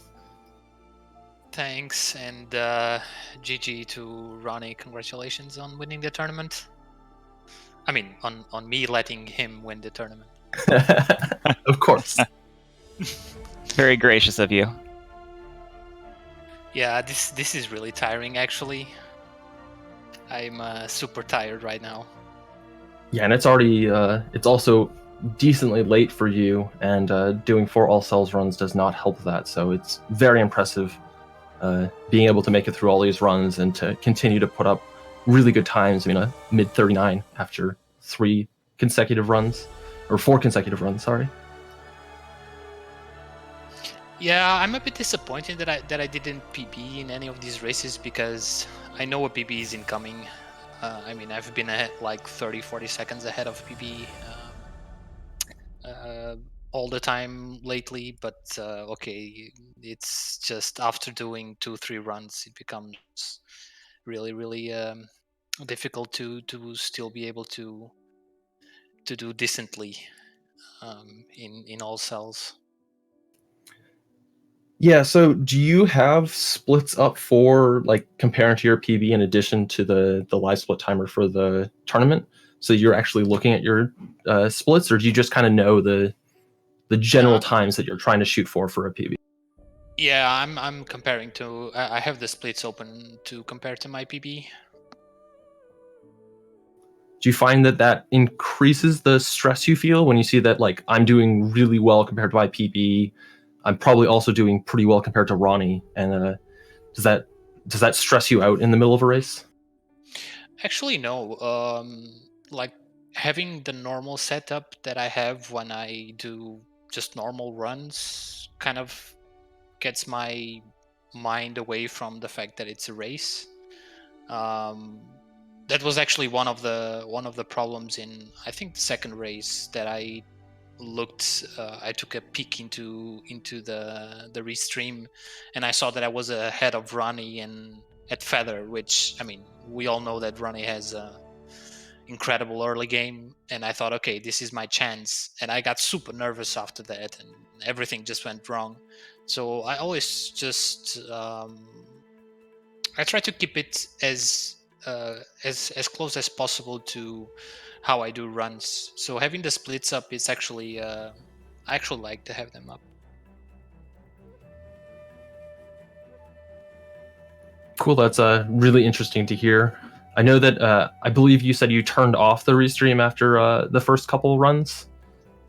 Yeah, after the second run, so on the first race, I had a lot of lag, and then between the first race and the second race, I checked it, and it was actually because I had the restream open. It was for some reason not helping, so I turned it off. But on the second race, but I turned it on the mobile, and that's how I checked it on the second race. But then I decided to completely turn it off. All right, cool. Well, thank you very much for joining us for a quick interview, and I'm sorry that Ronnie wasn't feeling up to making it, although I can't really blame him. And that does it for us in this tournament and this restream, and thank you everyone for watching. Thank you, Ronnie and Raziel, for racing. And let me see. We had Richard on restream. We had myself, Hal, Aiko, and Athos on commentary. And of course, thank you to our wonderful truckers, Luster, Nightfighter, Grease, and Skullblock. Thank you for filling in with that info. I was trying to look it up and couldn't find it real quickly. And of course, thank you to everyone for watching. We wouldn't be able to put on these without viewers to watch them. So that does it for us, and have a good night.